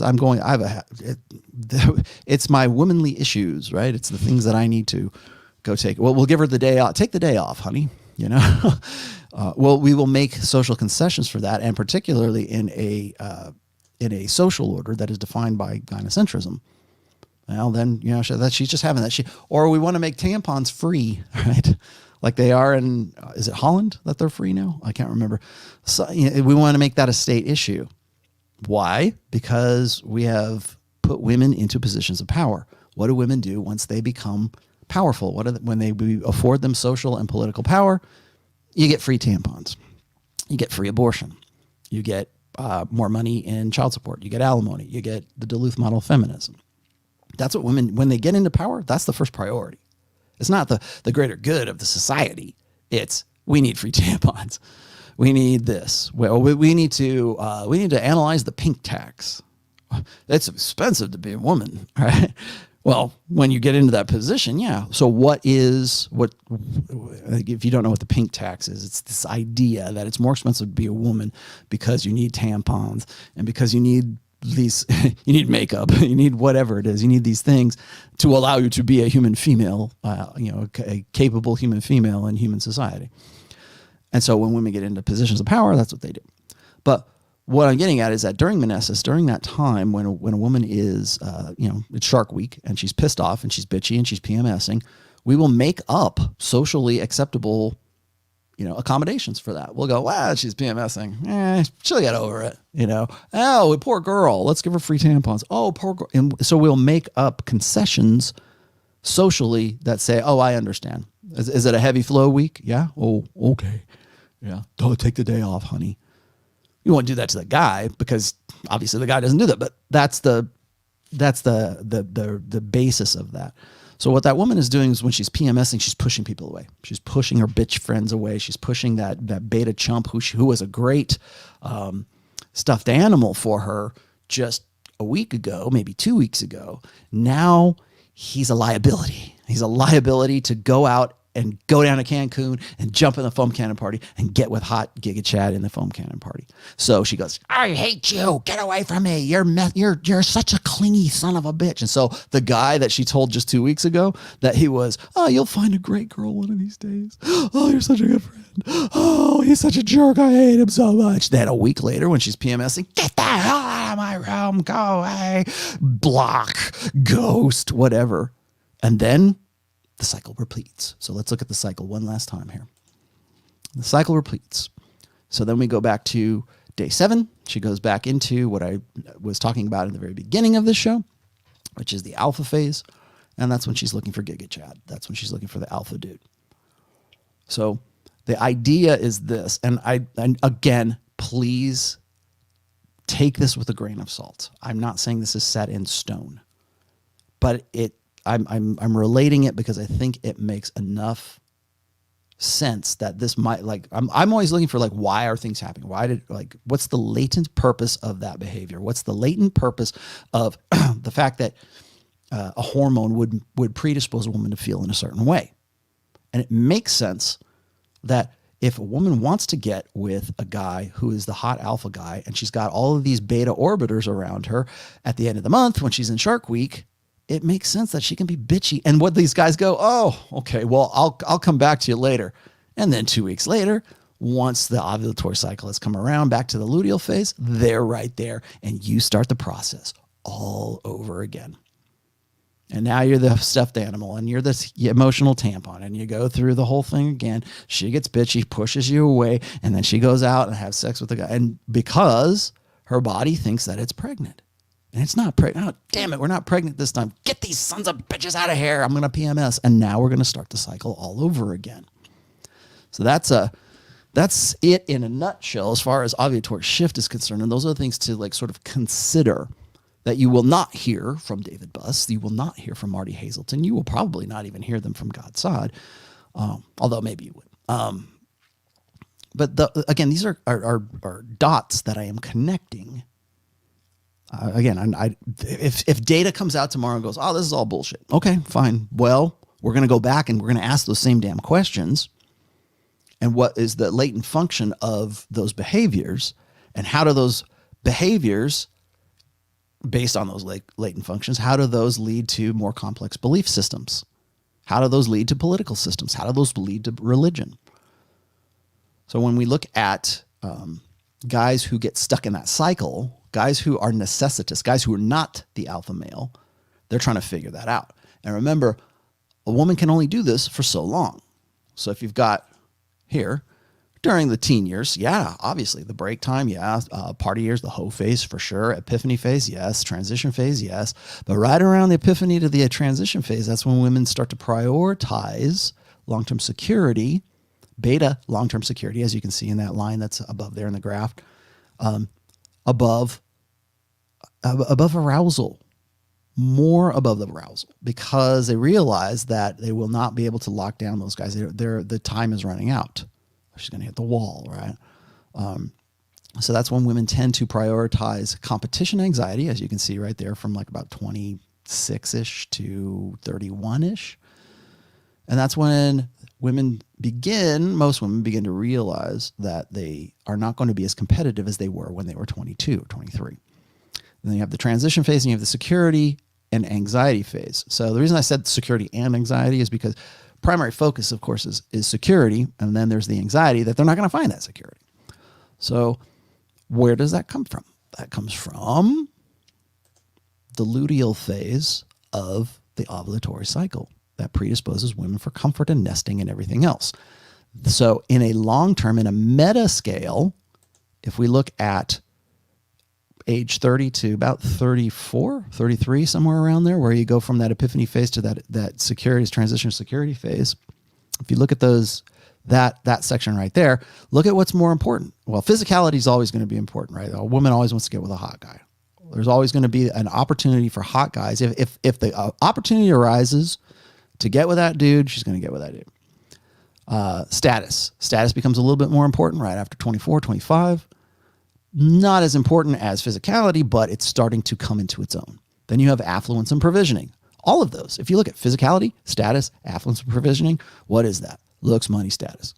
Okay, got it. All of those accounted for by the red pill a long time ago.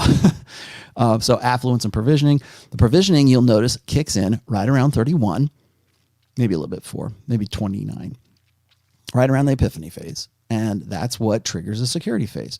Now, sometimes these things can happen and like it happens sooner, it happens later. Sometimes it happens twice. So if that woman decides that he's not the best that she can do, well, then she starts the phase over. She starts that cycle over again. Not unlike the ovulatory shift cycle. There you have it. See how brilliant that is? See how nice it is? Tie it up with a bow. It's like the music of the spheres. It's like poet. It's when you see like chaos theory and you see these mandalas of these beautiful things, or like this beauty in nature, right? What is it? The golden mean. This is like the golden mean. And you see the ovulatory cycle mirrored in mating strategy, and then you see the mating strategy mirrored in personal beliefs, personal development, organization, tribal interests, the sisterhood's interests in particular, and then from there we scale up to larger social interests, national interests, and who knows where it goes beyond that, right? But though that golden mean, those same patterns repeat themselves from the micro to the macro. Shalom Aleichem. Okay, so that's that. I'm going to answer a few other questions here. I do want to come back to, there's a few, I will answer a few criticisms to this because I know that there are, but let me grab you first here. Nathaniel Sabag. hope I'm saying that right. X of hypergamy in dating world is okay Cupid. If a girl don't like you back, there is no way she will read your message unless you matched. She have to pay money to see who liked her, and why would she if she ever swipe is a match? Okay, well, so here's, okay. Let's advance this whole, remember the golden mean? Let's, the ovulatory shift is the golden mean, right? It's the base of the chaos. That creates a beautiful pattern later, assuming you know how to leverage it. So how does that apply to our modern state, right? Well, how do I know when a woman is in a particular phase of that? Well, most guys, you can probably figure it out. A lot of times, women will even tell you. Have you ever work with women in the workplace in your cubicle farm or whatever, and Kathy tells Karen, oh, I'm having a real bad day. And then Karen says, oh, heavy flow week? Yeah, bang. There you know. They mark that on your calendar. It's red week, shark week. If you have to deal with that woman this week for whatever your projects are, maybe you plan them out for another 7 days. Maybe you back up off of things. Maybe you plan accordingly.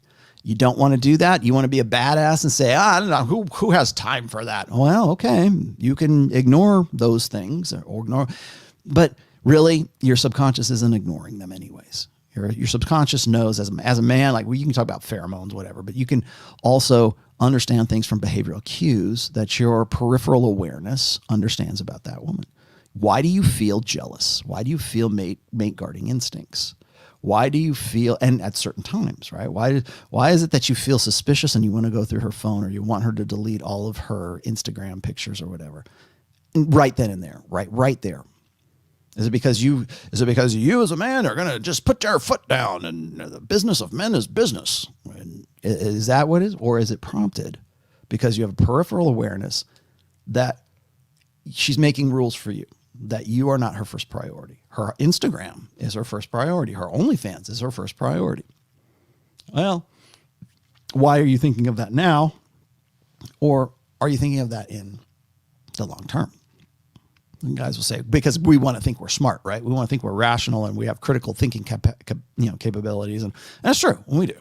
But why? Why are you doing it right now? Well, probably because she is displaying behavioral cues that your peripheral awareness is picking up on, and your gut, your instinct is telling you, hey, dude, something's not right here. And your ego is going, no, she'd never cheat on me. And your id's going, fuck, look. And your id's going, your id and your super ego is going, nah, it doesn't make much sense to me. She's never told me, she's never given me any sign to not trust her. And the id's going, no, you're wasting your reproductive effort. And then they, so this is constant back and forth. But why then? Why right then and there? Why do you feel jealous at a certain time? Well, the reason for that is because she's probably displaying cues that your peripheral awareness is picking up on. So is she in that position? Is she not in that position? A lot of guys don't listen to their instincts. I wrote an essay, and I think I put it in, it's in book 1. It's called Gut Check. And it's about that. It's about instinct and revulsion and jealousy and all that other good stuff, and how those are evolved instincts in men and women, by the way, but in this case, I'm referring to men. But so think about those in those terms. But so what you're saying here to me, Natal, is you're looking like this. This is the scope of your awareness. I'm only looking at my cell phone and I'm looking at Tinder. And I'm not looking at anything else. I'll never get a date. I'll never do anything else. All I'm going to do is just look at Tinder, and I'm just going to be like this here, this is me.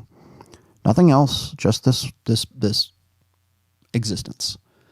So yeah, are women more likely to be swiping left or swiping right when they're in their proliferative phase? Yeah, of course they are.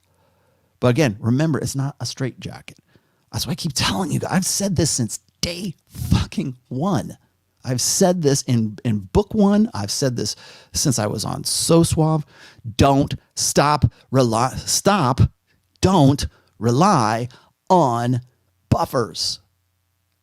Why do I say that? Well, because you're handicapping yourself. First of all, you're handicapping. When I mentioned this in the beginning, I kept saying, nothing wrong with text. Nothing. I got really tight text game. Nothing wrong with Tinder. Nothing wrong with using all of the most advanced technology to help you. Nothing wrong with following Myron Gaines's, play the numbers game. He's 100% right about like having you're your own brand. I agree with that 100%. And Instagram is the biggest dating, app in planet Earth right now, because that's how men and women check each other out. Understood. What do you do when you're face to face with them? Non-rhetorical question requiring an answer. What do you do when you're face to face with them? What do you do when that buffer is removed? Do you have game? Can you carry a conversation? Or do you want to? I'm not going to be the court jester. I'm not going to be a dancing monkey for her. Well, and fuck you. You're out. Bye. You're just poof, gone. Go do what you're going to do.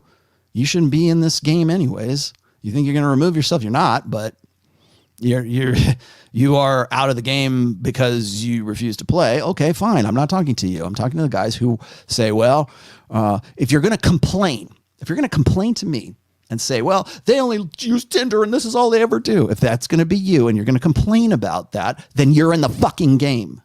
You are in the game. If that's your complaint, if it's that fucking important to you that you're going to spend $20 on a super chat, you're in the game. Sorry. No, I don't want to make women the measurement of my self-worth. You just fucking did. You just did right now. All these guys, all these sons of bitches who go like, oh, well, yeah, we have this live studio. We have this live woman who's going to come in here and she's going to be on our live stream. And we're going to ask her, what do you think? What would you rate Rollo Tomassi? Oh, he's a 4. Oh, guess what? Mr. MGTOW, Mr. Black Pill, you have just used a woman to be the basis of your measurement of men. So don't give me this bullshit. Anyways, the answer to this is you don't live in a tunnel. You can't live in a tunnel. You can't live with just like, this is my narrow scope of reality and I'm just going to stick with it. You got to get out there. You got to put yourself out there. You got to get rid of the buffers.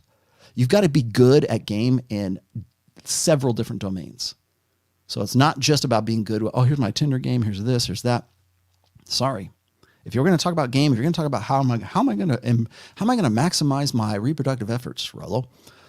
Okay, well, you better be good in lots of different domains, not just club game, not just street. I'm going to do yad stops, right? I'm going to do day game. I'm going to do this game. Or I'm just going to go live in the gym and run, hot dude, yoked dude, ripped dude game. Okay. Good for you. But game should work. PUA should work. Game should work. Whatever your game is should work in multiple domains. And if you're stuck with one thing, then you're going to think that women are only in that one domain, that women are only doing this. They're only in the clubs. They're only online. They're only in my church. They're only in whatever. And this is the way they are. So stop looking at girls like, okay, so the girls on Tinder, great, good for you. When you get to see them live, what are you going to do? What are you going to tell them? Nick, what did you say, Nick? You didn't say anything, Nick. Did you give me something? I meant to give you something. Neo, thank you for your knowledge. Professor, happy holidays. Thank you, Neo. Thank you for the holiday cheer, my friend. Did you know, man? Book ETA. Book ETA, I am thinking probably by the end of this month. I'm trying to get it out this week.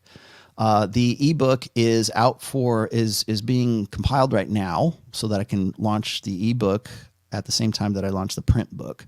I had to do my mother dying sort of pushed my schedule back like 2 or 3 weeks. So, Mr.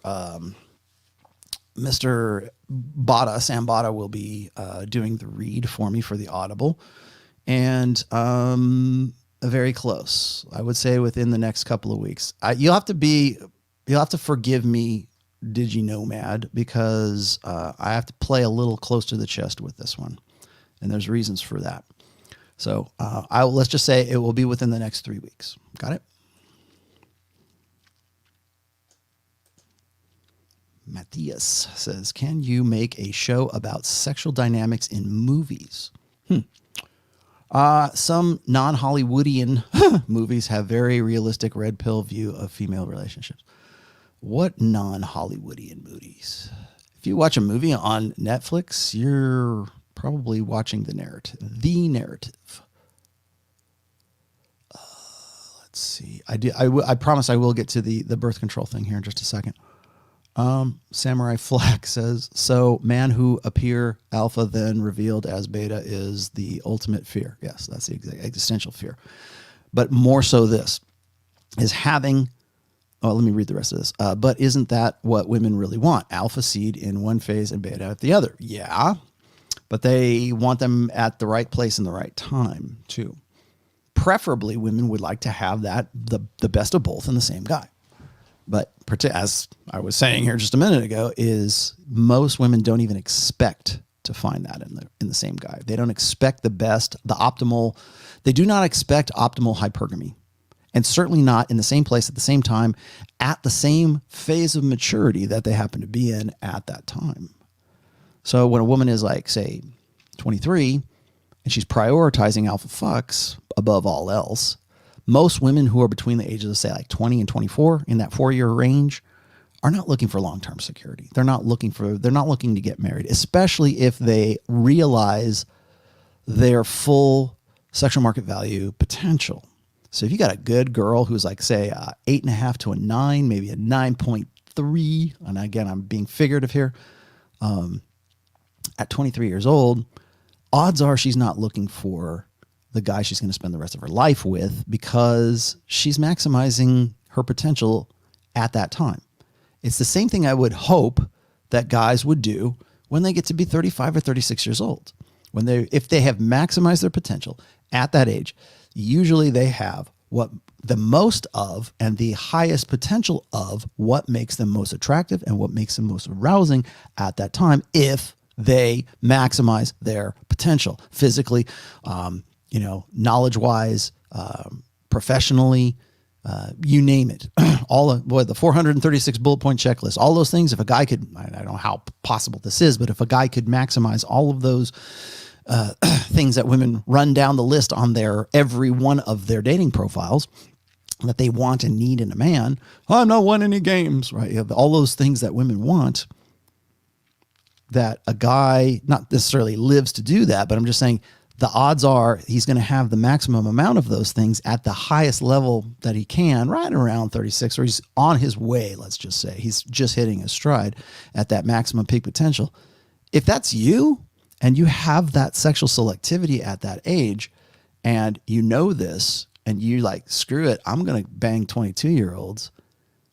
It's like the 23-year-old going, I don't want to get married either, and I'm not going to get married. And so now you understand why the first age of marriage, the average first age of marriage for men is about 29 to almost 30, like 29.8, I think is what it was. And for women, it's 28.7 or some shit like that. That's because that is the point, as if you go and you look at my old graph, that's the point of crossover. That's where men are at the 8, they're going up and women are going down. And so you see that point right about there. That's when the epiphany phase magically, conveniently starts. That's when I want to get right with God.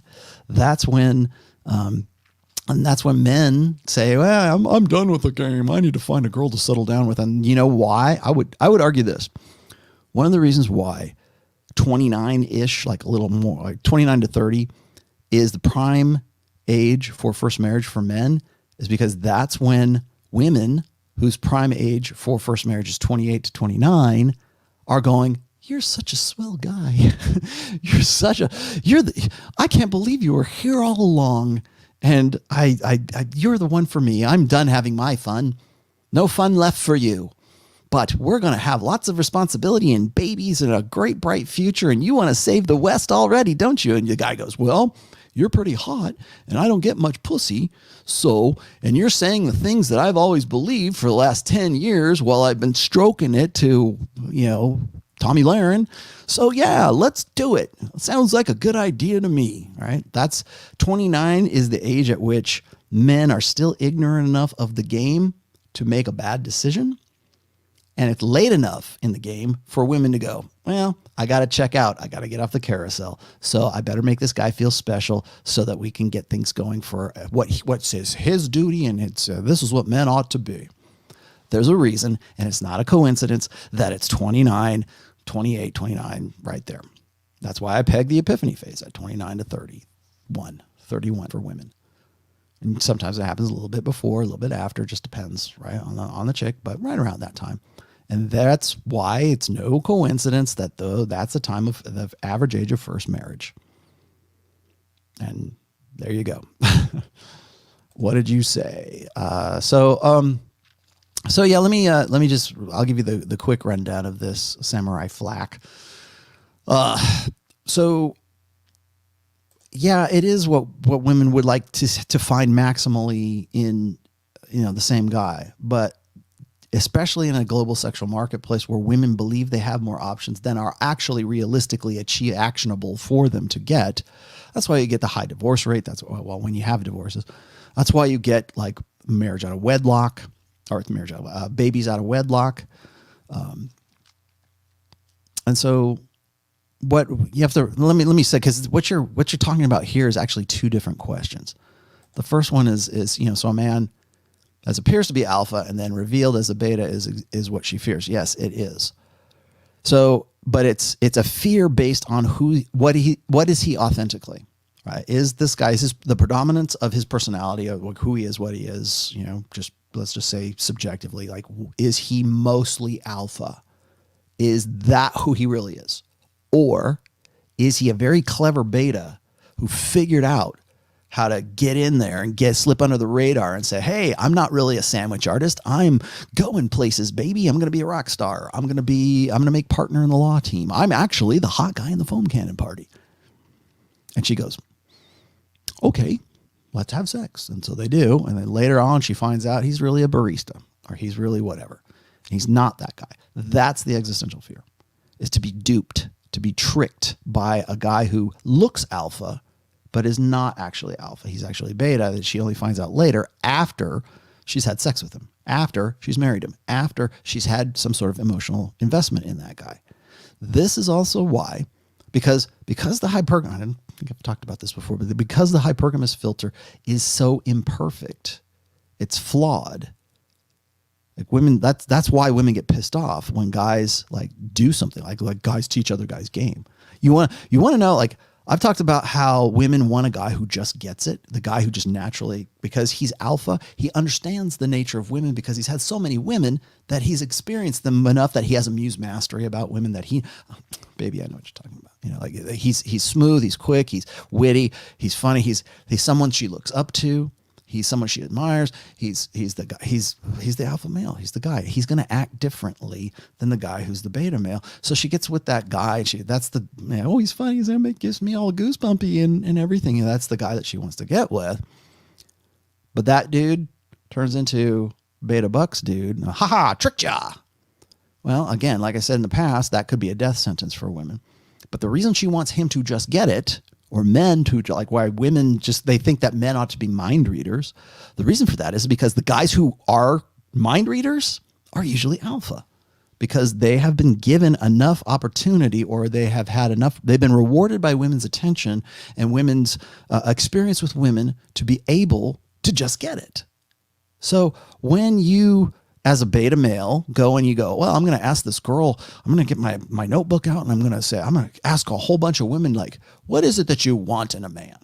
Women hate that. They want to punch that guy in the face, because all you have to do is ask that to try to educate yourself on how, like, you should be, or how you should behave, or what is it that women really want. Let me write that. There's never, in the history of mankind, there's never been a more beta male question than, what do women really want?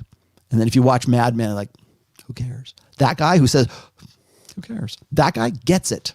That guy's hotter than the guy who goes, what do women really want? The guy who goes, fuck it. That guy is hotter than the guy because he gets it. And even if he doesn't, he's displaying the behavior that he does just get it, that he has enough experience to make judgment calls, to be a character judge of women and what it is they want. And at his point, he's like, I don't care, because they come to me and they want to fuck me. So, or they want to marry me, or they want to get, be part of my world and be part of my frame. That guy gets it. The guy asking the question doesn't. And just by virtue of him asking the question, that's a turnoff. That's a gamma male. That's a guy who she wants to just punch in the face. Because what he is saying to her subconscious is that I need help. I need information. I need data to figure out how I can be or act like a high value man who gets it. Observing a process changes the process. That's the observer effect. Observing the process changes the process. So if I go and I say, hey, baby, I got this spreadsheet.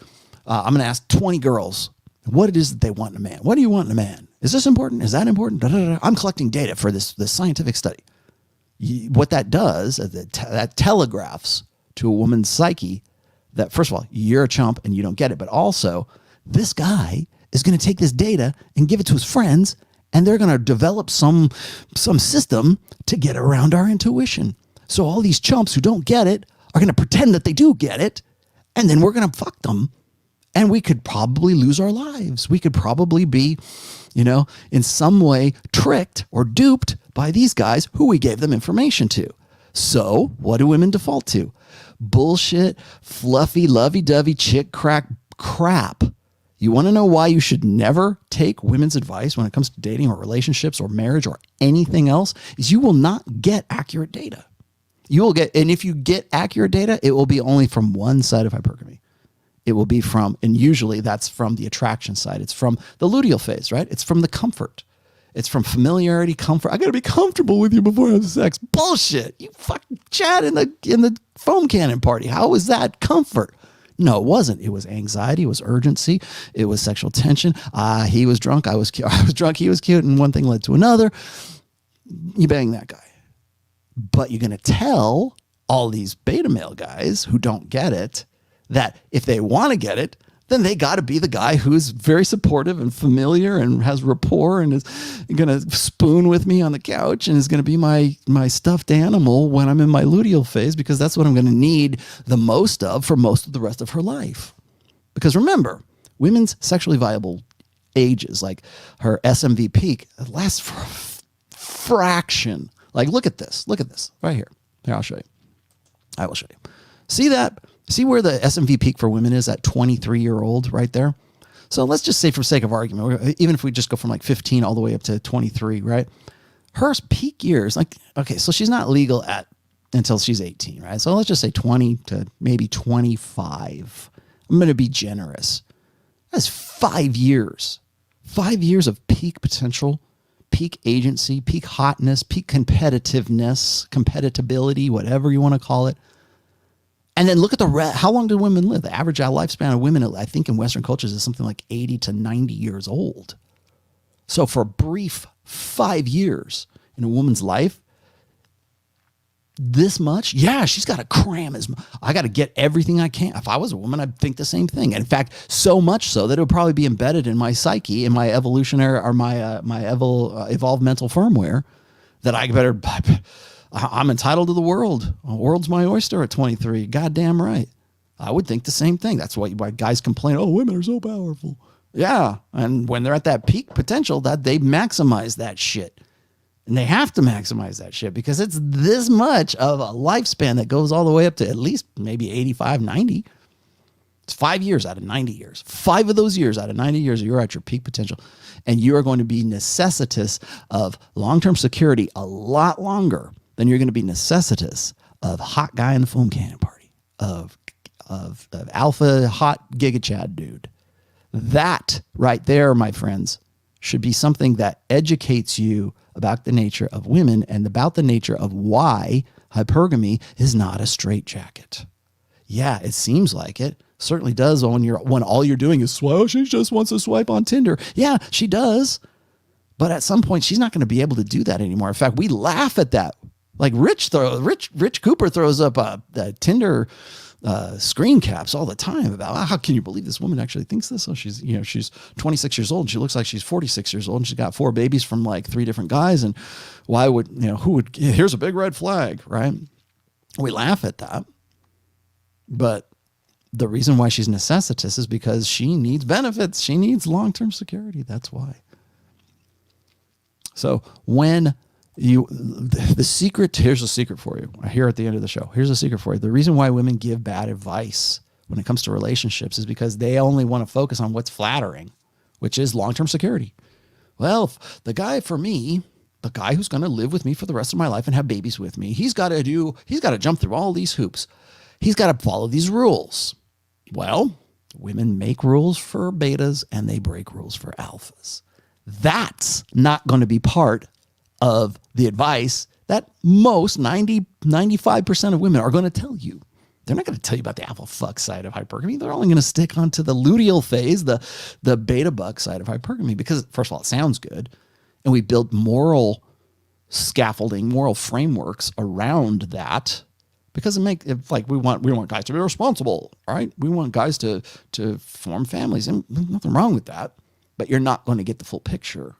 That's why I say women aren't going to give you the real deal, the real advice, the dating advice. It's going to be some flowery bullshit, Oprah, Dr. Phil kind of like whatever sounds, that sounds good. Let's go with that.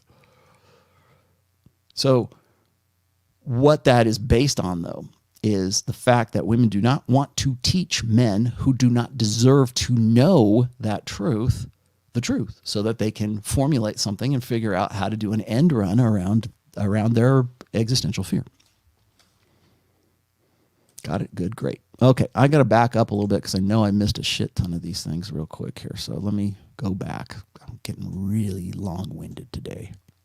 When don't I, though? Let's see. Free. Did I get? Okay, I got the sticker. Hey, Rollo. So due to her cycle, this is Free Mechanics Lifestyle. Thank you for the 20 euros. Hey, Rollo. So due to her cycle, we know how she acts, but blah, blah. Okay, I already got to that one. Damn it. Hang on. Sorry. My bad. Like a lot of guys that say, well, that's only applies to women in Western cultures. Does she have a menstrual cycle? Is she ovulate? Is she human? Is she half human, half bear? Then this applies to you women in your country. Trust me. The context might be different, but how it's expressed. Remember, hypergamy is, again, another thing about hypergamy not being a straitjacket is hypergamy is always on. How it's expressed, how it's manifested, how the context, the social context from within it's allowed or repressed or encouraged differs, yes, from locale and from society and ethnicity and everything else. Sure, all women are hypergamous. How they manifest that is according to the social structures. Let's see. What did you say? Oh, man, you guys are killing me with this stuff today. Okay. Stop. No more. I can't take any more.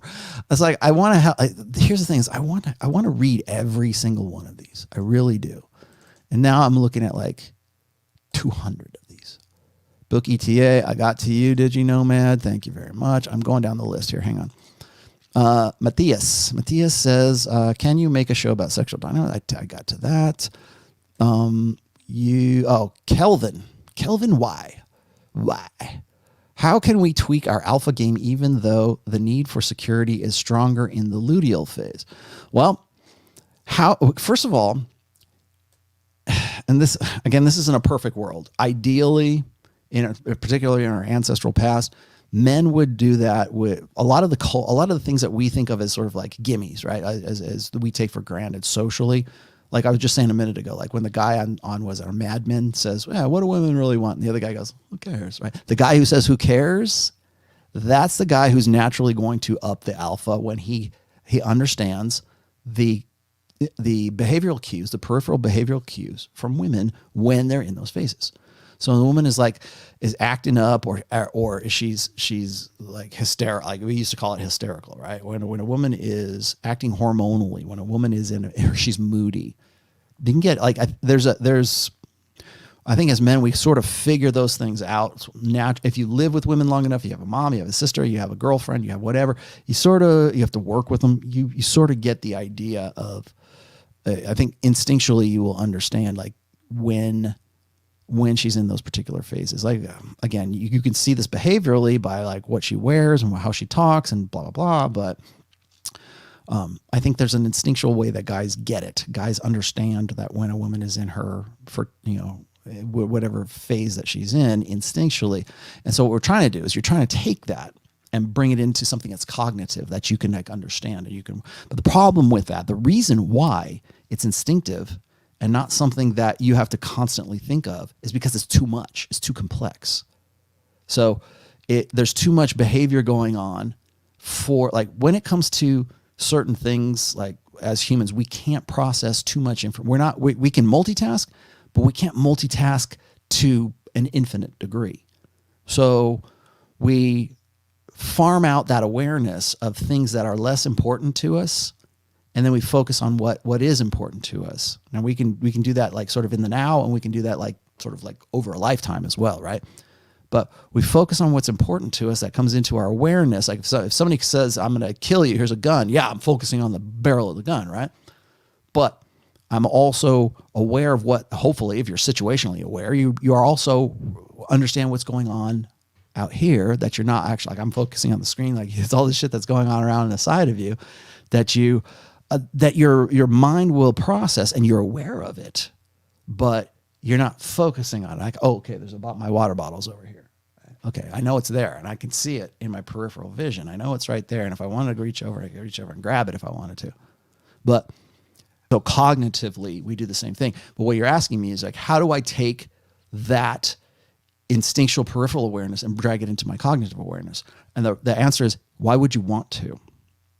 How do I up the alpha during my proliferative phase? Well, you can do that in a lot of different ways. Put yourself into the position, put yourself in play. My guys will do this naturally, right? Hey, man, it's a Friday night and all the girls say they're going down to the club. Let's go on, guys, right? They're adapting their mating strategy to women's mating strategy. All the girls said they're going to go down to Dre's or the top of the, what hotel is the top of Dre's? I forget what that. We're all going to Dre's Club. Let's go up there. Okay, so we go up and we hang out and we pay the money to get in, to put ourselves in that environment where they're already at. So in a way, what you're doing is by going there and putting yourself out there, you're in a way saying, look, I'm up for consideration.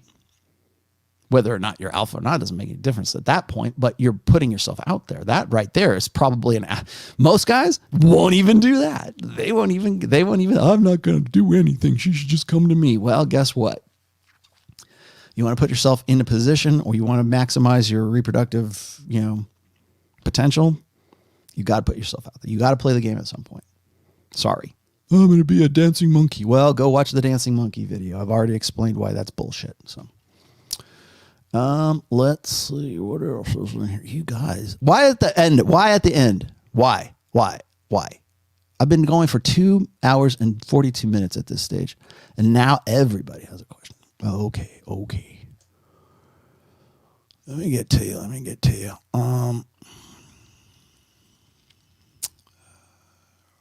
Okay. Got to that guy. I have to, every time like a new one comes up, I have to scroll down a little bit more. Oh, did I catch up? No, I don't think I caught up.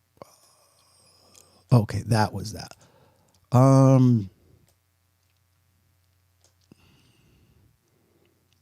India, I already talked to you. Wando. Hey, okay, Wando. Sorry, I can't put you on the screen because you're way past all this stuff. Best cult leader in the game. Thank you. Slapping us with hormonal science, red pill praxeology, game theory, and all around knowledge. Thanks, Rollo. You are welcome, sir. Let's see. I got to Samurai Flak. Irish. I can, however, put you up here, mister. We better hope Kamala is over her ovulatory shift days, at least an emotional cycle plus power over people, economy, and army. Well, you remember how like people will tell you this. The only reason why women are in power is because men allow them to. Like, it's men's responsibility for women's irresponsibility.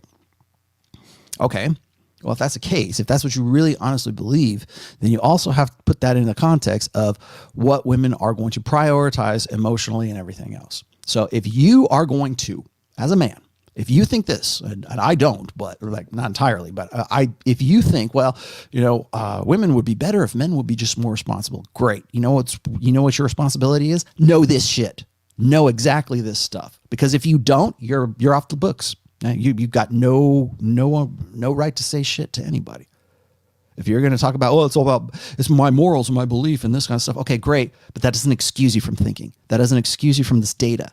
That doesn't excuse you from knowing this stuff. So if you're going to say women don't have responsibility, and this is not your question, Irish, but if you're going to say that women have no they have no moral agency. Okay, well, so who does? Well, men have to be morally responsible. They have to be like agently responsible for men or for women. Okay, great. Do you know what ovulatory shift is? Do you know what hypergamy is? Are you red pill aware? No, fuck that stuff. Well, then have vaya con Dios, man. Go with God. See you later. Because if that's your take on men and women when it comes to personal responsibility, I'm not saying it's nothing wrong with that. I'm just saying that women have a lot more responsibility, they have a lot more agency and a lot more responsibility in their own state as women, in their own condition as women, that they are responsible for, that they've got to figure out. They've got to sort their own shit out. And it's not men who are going to just go, I'm going to take over and she doesn't know any better. She's just the smartest teenager in the house. Well, great. If that's the case, if you believe that, then you have no excuse not to be red pill aware in the manosphere, whatever, yada, yada, yada. I don't necessarily think that. I think that women definitely have a responsibility and they need to rise up to it. Anais, and krill, like brine shrimp. Okay, Mr. Brine Shrimp. You can do lots of things with shrimp. I'm just here because you can't get this information anywhere else. You are 100% correct. Go tell your friends. Also, subscribe, please. We just passed 70,000 subs. Thank you. Wait.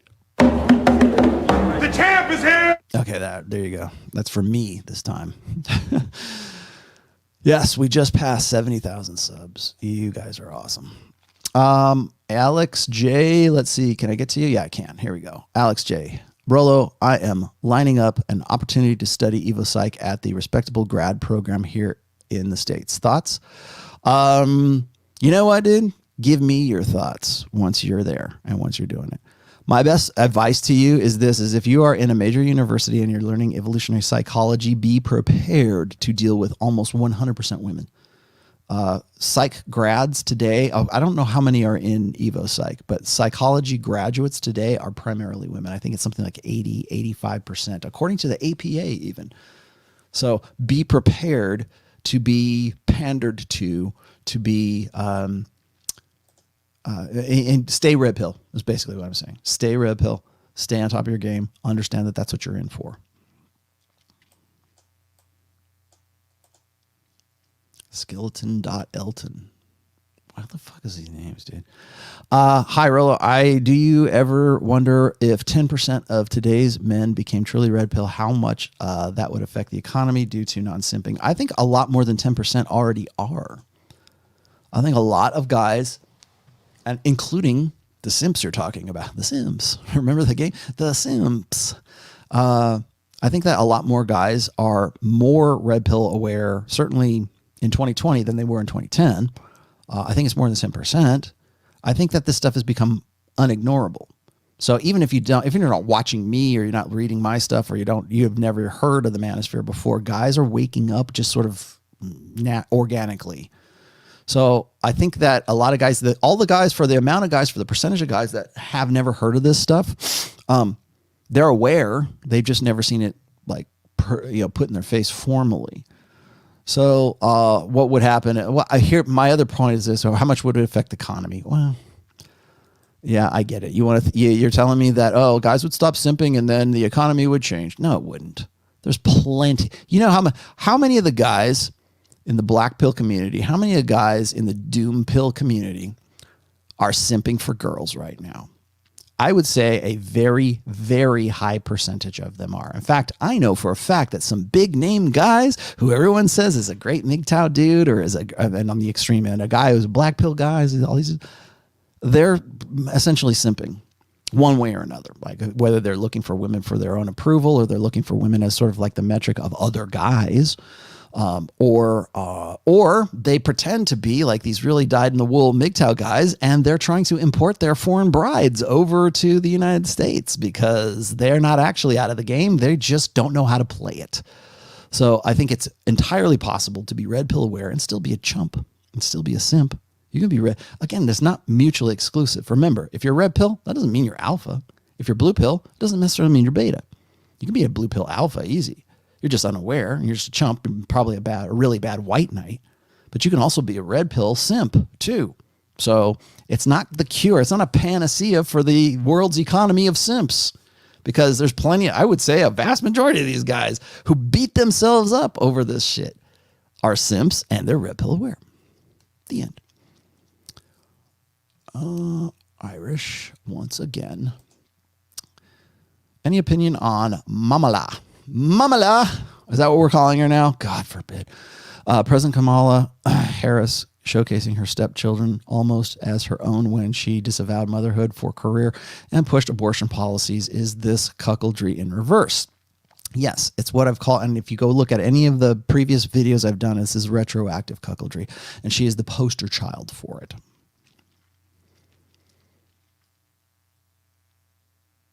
What's the next one? Is this. What if the relationship, she finds out that she had an alpha and she made him beta? What about it? Well, she finds out after, what if after the relationship she finds out she had an alpha and she made him beta? Then I would say that's almost more disappointing, because essentially if she's the one that she thinks made him beta, he's probably beta in the first place. Let's just be honest. Probably the guy that she thought was alpha. And then if the guy, I get this all the time, because guys will say, well, Rollo, how do I get the frame back? How do I get my wife to have sex with me? It was so great.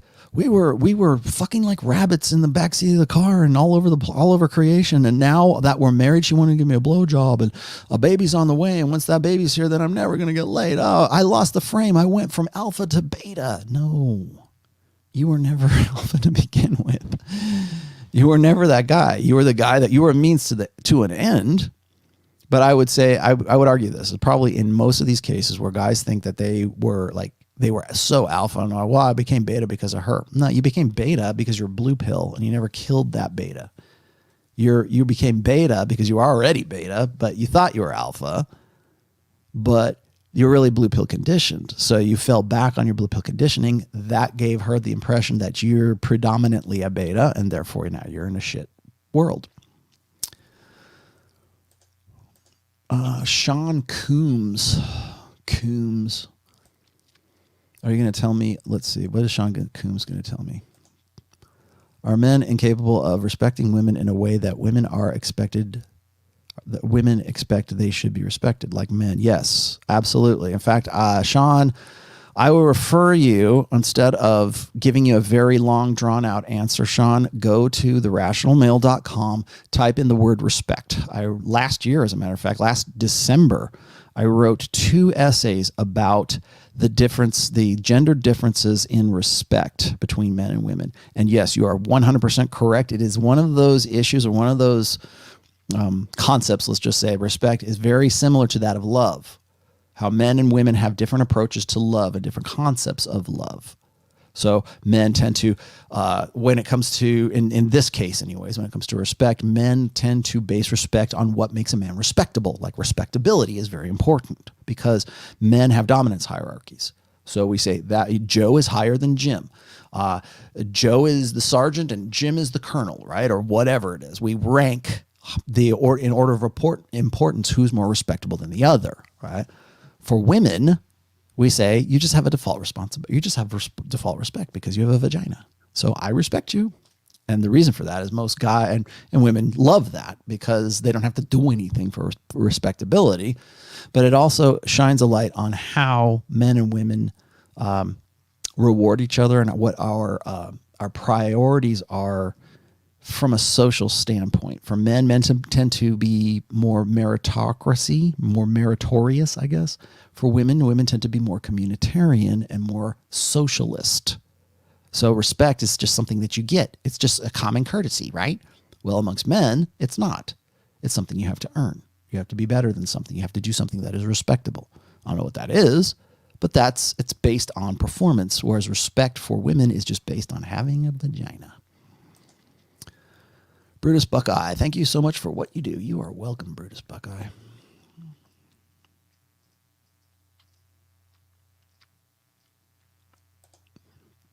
Isador Calderon. Have you heard about women's compulsiveness causing a testosterone spike in males? Yes. So men are instinctively more drawn to fertile women. So here's, I don't know what the hell you're talking about. Compulins? Women's compulins. Are you misspelling that? Maybe you meant to type something else in there. I do know this is that when men are victorious, when they kill a rival, when they win a game, when even their sports team wins a game, when men experience victory, that like you score a goal in the soccer game, football. When you score a goal, those men experience a testosterone spike. When you get a promotion, you experience a testosterone spike. The reason for that is because that testosterone spike, because of that, through that, you manifest certain behaviors, and you arguably, I don't know, maybe you also give off pheromones, who knows? But because of that, you will manifest behaviors that cue women to tell them that you have a higher testosterone and therefore you are the winner. And remember what Rich says, women don't care about the struggle. They wait at this finish line and they fuck the winners, sometimes literally. So when you experience victory, you will act and behave in a different way. Like, God, I'm the best. Oh. You know, like you hold up the belt, like here's a defeated guy in the ring. Right? Like an alpha ape in the jungle, right? And all the women go, ooh. Because he's hot. He killed. In our ancestral past, by the way, there is no greater demonstration of higher value than to defeat a rival, than to kill him or send him packing. No greater. And it's still today. We still follow along with that. Real Saint Chocolate says, long-time listener, first-time super chatter. Okay, thank you. And I like the Lycus reference.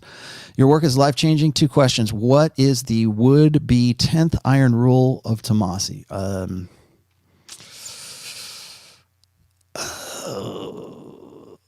And 2, what is the name of the book you're writing? You've recently finished. Wouldn't you like to know? Because I'm not going to tell anybody. Actually, I've said it several times already, but I'm not giving out any secrets about the book right now because I have to play close to the chest because there's a lot of asshats who'd like to fuck me over right now, and I know who you are, and I know you're watching this show.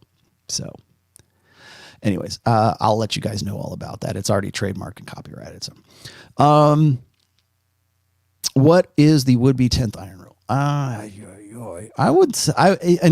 would almost say the 10th iron rule would be, people have asked me this before, and I always get stumped. Right now, I would say, women make rules for betas and they break rules for alphas, and that's very important to remember. Maybe that's their iron rule. Everyone go back and smash that like button. Please do. And also keep subscribing and tell your friends. The best way to promote this show is to copy and paste it and put it out there so people can see it. Because a lot of people don't like me. Spin Doctor, how does hypergamy scale up? I already told you this. Paraphrasing something you said earlier. Love that. It really tied the show together. As far as me, as lots of thoughts about hypergamy. Great show, lots of gems. Good. I'm glad you think so, because this is actually something that I'm kind of known for, is the hypergamy micro to macro. It scales up in this sense. I'll see if I can give you this in the nutshell. the biological side of things, of our mating strategies, and I don't want to just pick on women, because men adapting to those mating strategies and women readapting, like the contingencies we have for because men and women's mating strategies are antagonistic. They can be cooperative. They can certainly be complementary. They are, and they have been. That's one of the great strengths of our species, but they are antagonistic and they have different goals. Like for men, men tend to be more R selected, whereas women are more K selected. They have to be, because they're the incubators of the next generation. Men, in our best reproductive interest, is to spread the seed. So there's that side. But, biology says a few other things. Okay. And there's contingencies for things. Like I mentioned this, yesterday on Rule 0 is, I've been reading these studies about how the gamete, how women's eggs, can select the sperm it wants to be impregnated by. So if there's a low quality sperm, and I mean that in the sense that it's too similar, like biologically or genetically to the egg itself, it will slow that one down and allow the other man's sperm to come in, and that's different. The one it prefers, it select. They say selects, but it's really just like it's based on proteins and stuff. So it can slow down one sperm so the other one can get in faster and actually have a better chance to fertilize that egg. The only way that happens, the only evolutionary reason whatsoever for that, is that there would be two differing sperm at the site of fertilization. What does that mean? Human beings are promiscuous. That would not exist if there were not a reason for it to exist, which is it would select from one and it would choose another, or it would slow one, it would allow the other one to swim faster or whatever, promote one genetic material over the other genetic material. The only way that happens is that it had to be so common in human history that there were two competing sperm at the site of fertilization, that would be a necessity. So what does that tell you? That tells you that mating-wise, breeding-wise, women have had in our ancestral past more than one man's sperm in their cooter at the same time as the other guy. So there's those realities. Again, one of those things that's very unflattering to the female nature, but we need to sort of be educated about that so we can make better decisions. Therefore, from that, that's a biological reality. That's just one small part of the ovulatory cycle. So you look at the ovulatory shift, you look at hypergamy, which is a mating strategy that is derived from that. Hypergamy is then, women's mating strategy, women's beliefs, women's feelings, women's politics, our social order, our religion, the things we do to buffer the worst of hypergamy we used to. All of these social contingencies that we use are all go down this like little ramp, right? And at the bottom of the ramp is ovulatory shift, is reproduction. At the top of that ramp is Kamala Harris showing off her kids, right? Well, why? Well, we can go down the ladder and we can distill it down. That's why. That's how it scales up and how it scales down. That's why I called it micro to macro. I'm spinning plates, some flakiness. I wonder why. Well, I wouldn't worry about it, because if you're spinning plates, you shouldn't worry about it either. You really are spinning plates. Okay. So copulins, women's pheromones from the vagina. Really? Nice. Copulins are female hormone compounds that are naturally secreted from the vagina and other parts of the female pubic area. Referred to by scientists as pseudo-psychological chemicals, they are formed from a mixture of vaginal acids and fluids and are released when the female becomes aroused and open to sexual intercourse. So, pseudo-psychological chemicals. I'll look into that. I've never even read that before, honestly. I will look into that. Copulins. You didn't spell it wrong. Very good. Bravo. Twin says, hey, Rollo, wanted to ask, why do you think a girl would tell her guy friend, beta orbiter dude, about her cycle and what she is on her? Well, there's a lot of, remember, if I answer this, Twin, I'm going to sound very Freudian, but there are no accidents. Let's just say there's a reason, whether she knows it or not, she wants that information out there. It's data that's out there for guys, whether it's directed at you or the guys who are within earshot. No human being can keep a secret. Okay. You will give it away somehow. It'll be a nervous twitch, or you'll be, doing your fingers, that kind of stuff. There's no, like, this is neuro-linguistic programming or what, like behavioral sciences and stuff like that. Nothing's an accident. Oops, sorry, it's Freudian slip. Well, the reason they call it Freudian slip is because it's not really a slip. Hence the Freudian part of it, right? So there's some tactic, there's some strategy to that. No such thing as an accident, particularly when it comes to this. Saint Chocolate, again. What is the name of the book you were reading? Oh, Hormonal. Is that it? Hormonal by Marty Hazelton. You can find the link in just go to my blog and look on the sideline and look at my blog roll, and you'll see the research of Marty Hazelton, and you'll find the link.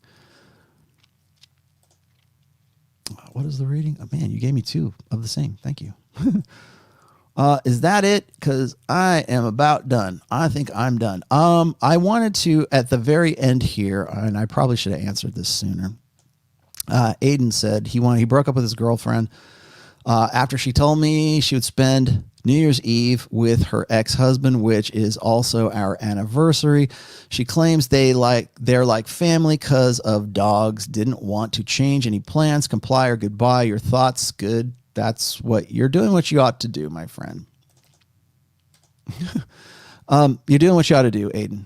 And I didn't want to blow you off. I'm sorry it took to the end here, but I usually save like off-topic stuff to the end. If you have an ex and she's spending more time with, or she has an ex, her ex-husband, she's spending more time with a guy, read this. I have if you don't have the book already, it's in the first book, but also if you don't have the book, you can also find this on my blog. It's called The Medium is the Message.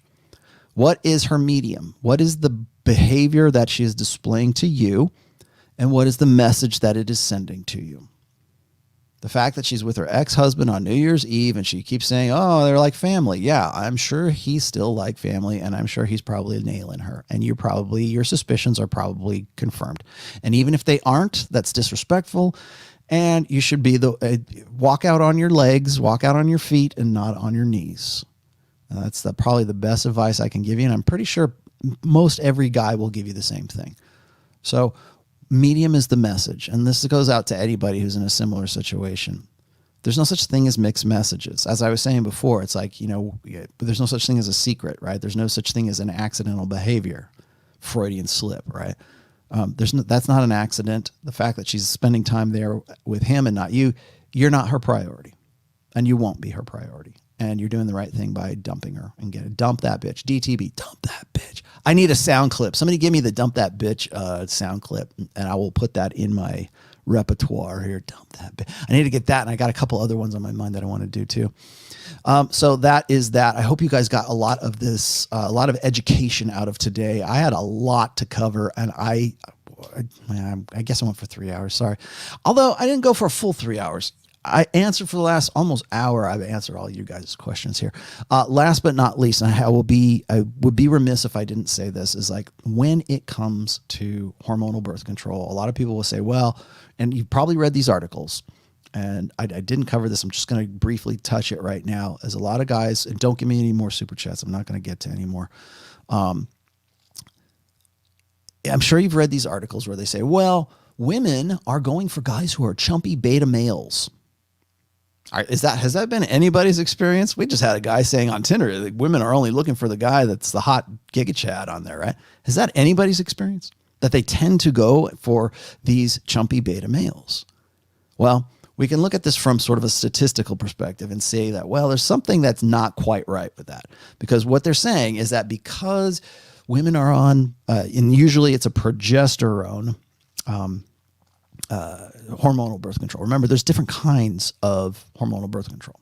So there's the estrogen, there's progesterone, there's also the combination of the two. There's Norplant. There are 47 different kinds of birth control for women. An IED and all these IUD, internal explosive device to kill the child. IUD, there's lots and lots of different hormonal birth control for women. There's also different intensities and varieties of it as well. So to say that, well, the pill makes women crazy and makes them fat and makes them dumpy and makes them want chumpy beta male guys. Well, that's not pretty much anybody's experience online these days, because for the last certainly 10 years, guys, all I hear is about Giga Chad and how they only want the looks and they only want this dude, right? But then we have this article that says, oh no, they're after really nice guys that are swell. And the science and the logic of it is this. I'm not saying it's flawed, because it's not, because the progesterone side of hypergamy, or of the hormonal birth control, would predispose women to that comfort phase. Remember, we talked about the nesting phase. It would definitely predispose them to that. So does it keep them permanently in that phase? Well, maybe, but remember, women have to go off the pill, or they have to take the placebo side of things too, so that they can still flush out. So from the data that I have read over the years, because Marty Hazelton has covered this as well, is that when women are taking hormonal birth control, by and large, it doesn't change actual ovulatory shift. It will press it, it will push it down, and that might lead to some women, depending on the type of birth control that they're on, to prefer guys who are like more like chubby and, schlubby and nice guy, right? And so we have a bunch of nice guys because women only want nice guys because of the pill. And then they'll go watch interracial porn, right? Or then they'll go say, oh, look, this guy he's the big Giga Chad and he's banging these girls left and right. Or else like I got on the Today Show, was like, oh, they only want the hot guys on Tinder. And they don't care if he's a convicted criminal or a pedophile or whatever. They don't care about that. They just want the guy who's hot. That sort of throws that theory out the window when you think that, well, no, they're on the pill, so all they really want is nice, schlubby, comfortable stuffed animals, right? So there's something that doesn't come out in the wash with that. I still think the jury's out. I understand the theory and the principle behind it, and I understand why it's good clickbait, because it aligns with women being more responsible, right? Or it aligns with guys having some kind of hope. Oh, all I just gotta do is just find a girl who's on, progesterone, and then I'll find my girl of my dreams. From what I have read and from what I've seen of the research of Hazelton and others, is that the cycle, ovulatory shift, doesn't end. It doesn't stop, and particularly not in younger women. It might be different for older women, for women who are like in their mid 30s to their mid 40s or to 50, like right up to menopause. But it is, it represses it. It sort of, the best way I can describe it is like, remember all the hormones and stuff that we saw, the spikes and everything. It pushes the incidences of those down, and particularly with progesterone, it pushes those up. So there might be something to it. The cycle, the machinery still works, whether or not the hormones are, like the cycle, the idea that this is the best way to go about the mating strategy is still there.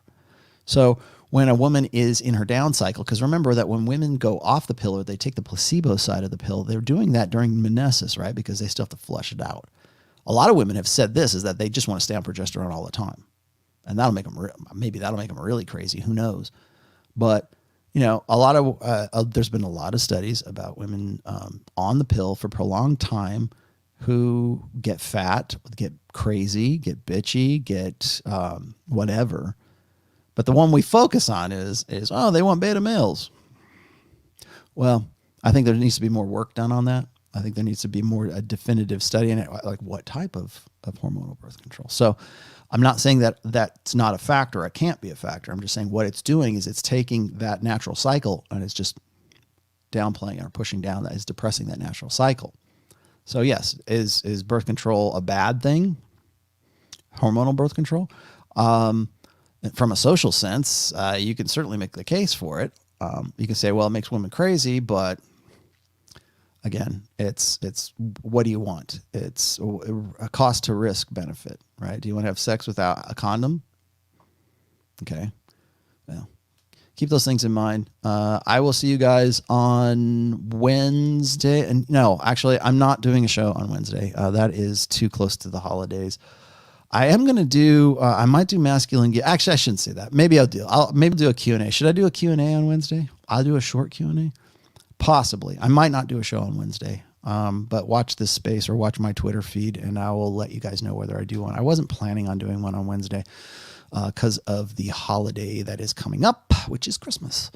The end of the year, Rule 0, the year-end wrap-up show will be on Rich Cooper's Entrepreneurs and Cars channel. And it's his turn to host it. I hosted it last year. We're going to have everybody, anybody and everybody. It's going to be open call. And we're going to talk about the predictions we had last year, what came true, what didn't, and where we think we're going in the future from the red pill. Hopefully we don't go too political, but maybe we will. We had Hotep Jesus on last time, and he had some pretty good stuff to say. I'm trying to get the clips from the last year's show so that we can use them for this year's show. But that will be at 11:30 a.m. Eastern time on Rich Cooper's channel. And that will probably be you'll probably see me then for sure. And then lastly, if you waited all this time, and there's 874 of you left, I'm looking at the numbers right now. Book 4 is done. Book 4 is finished. Book 4 is on religion. It's the red pill and religion. It is the intersection between like what our new red pill awareness tells us about religion and what religion tells us about our new red pill awareness, actually, too. It will be available very soon. People keep asking me about when it's going to be available. Like I said, my mom passed away on December 3rd, and so I have had to settle her affairs over the course of the last 2 weeks, push my schedule back about 2 weeks. Unfortunately. So, but it will definitely be out. I was trying to have it out before Christmas. It's probably looking like it'll be just before New Year's. So, or right at New Year's, but it's going to be very soon, within the next couple of weeks. So look for you won't be able to miss it, right? No, I missed it. You're not going to miss it. I'm going to put it on my Patreon. It'll be on my Twitter. It'll be on all of my social media feeds. It'll certainly be on this channel. I will probably dedicate an entire show to the new book. And maybe I'll have Sammy on and we'll talk about it, or I'll get some people on. We'll do a full paneled show or something about the book. But I wanted to get it out there and get people so they can read it. The reason I'm being cagey about it and I'm keeping it close to the chest is because I know that there are guys who are just salivating, just foaming at the mouth to review bomb it. So, go ahead. Try me. All right, guys, I'll talk to you later. This has been good. Hope you enjoyed. Tell your friends. This is actually a very informational one. I think this is probably one of the better ones I've done, if I do say so myself. Bye-bye.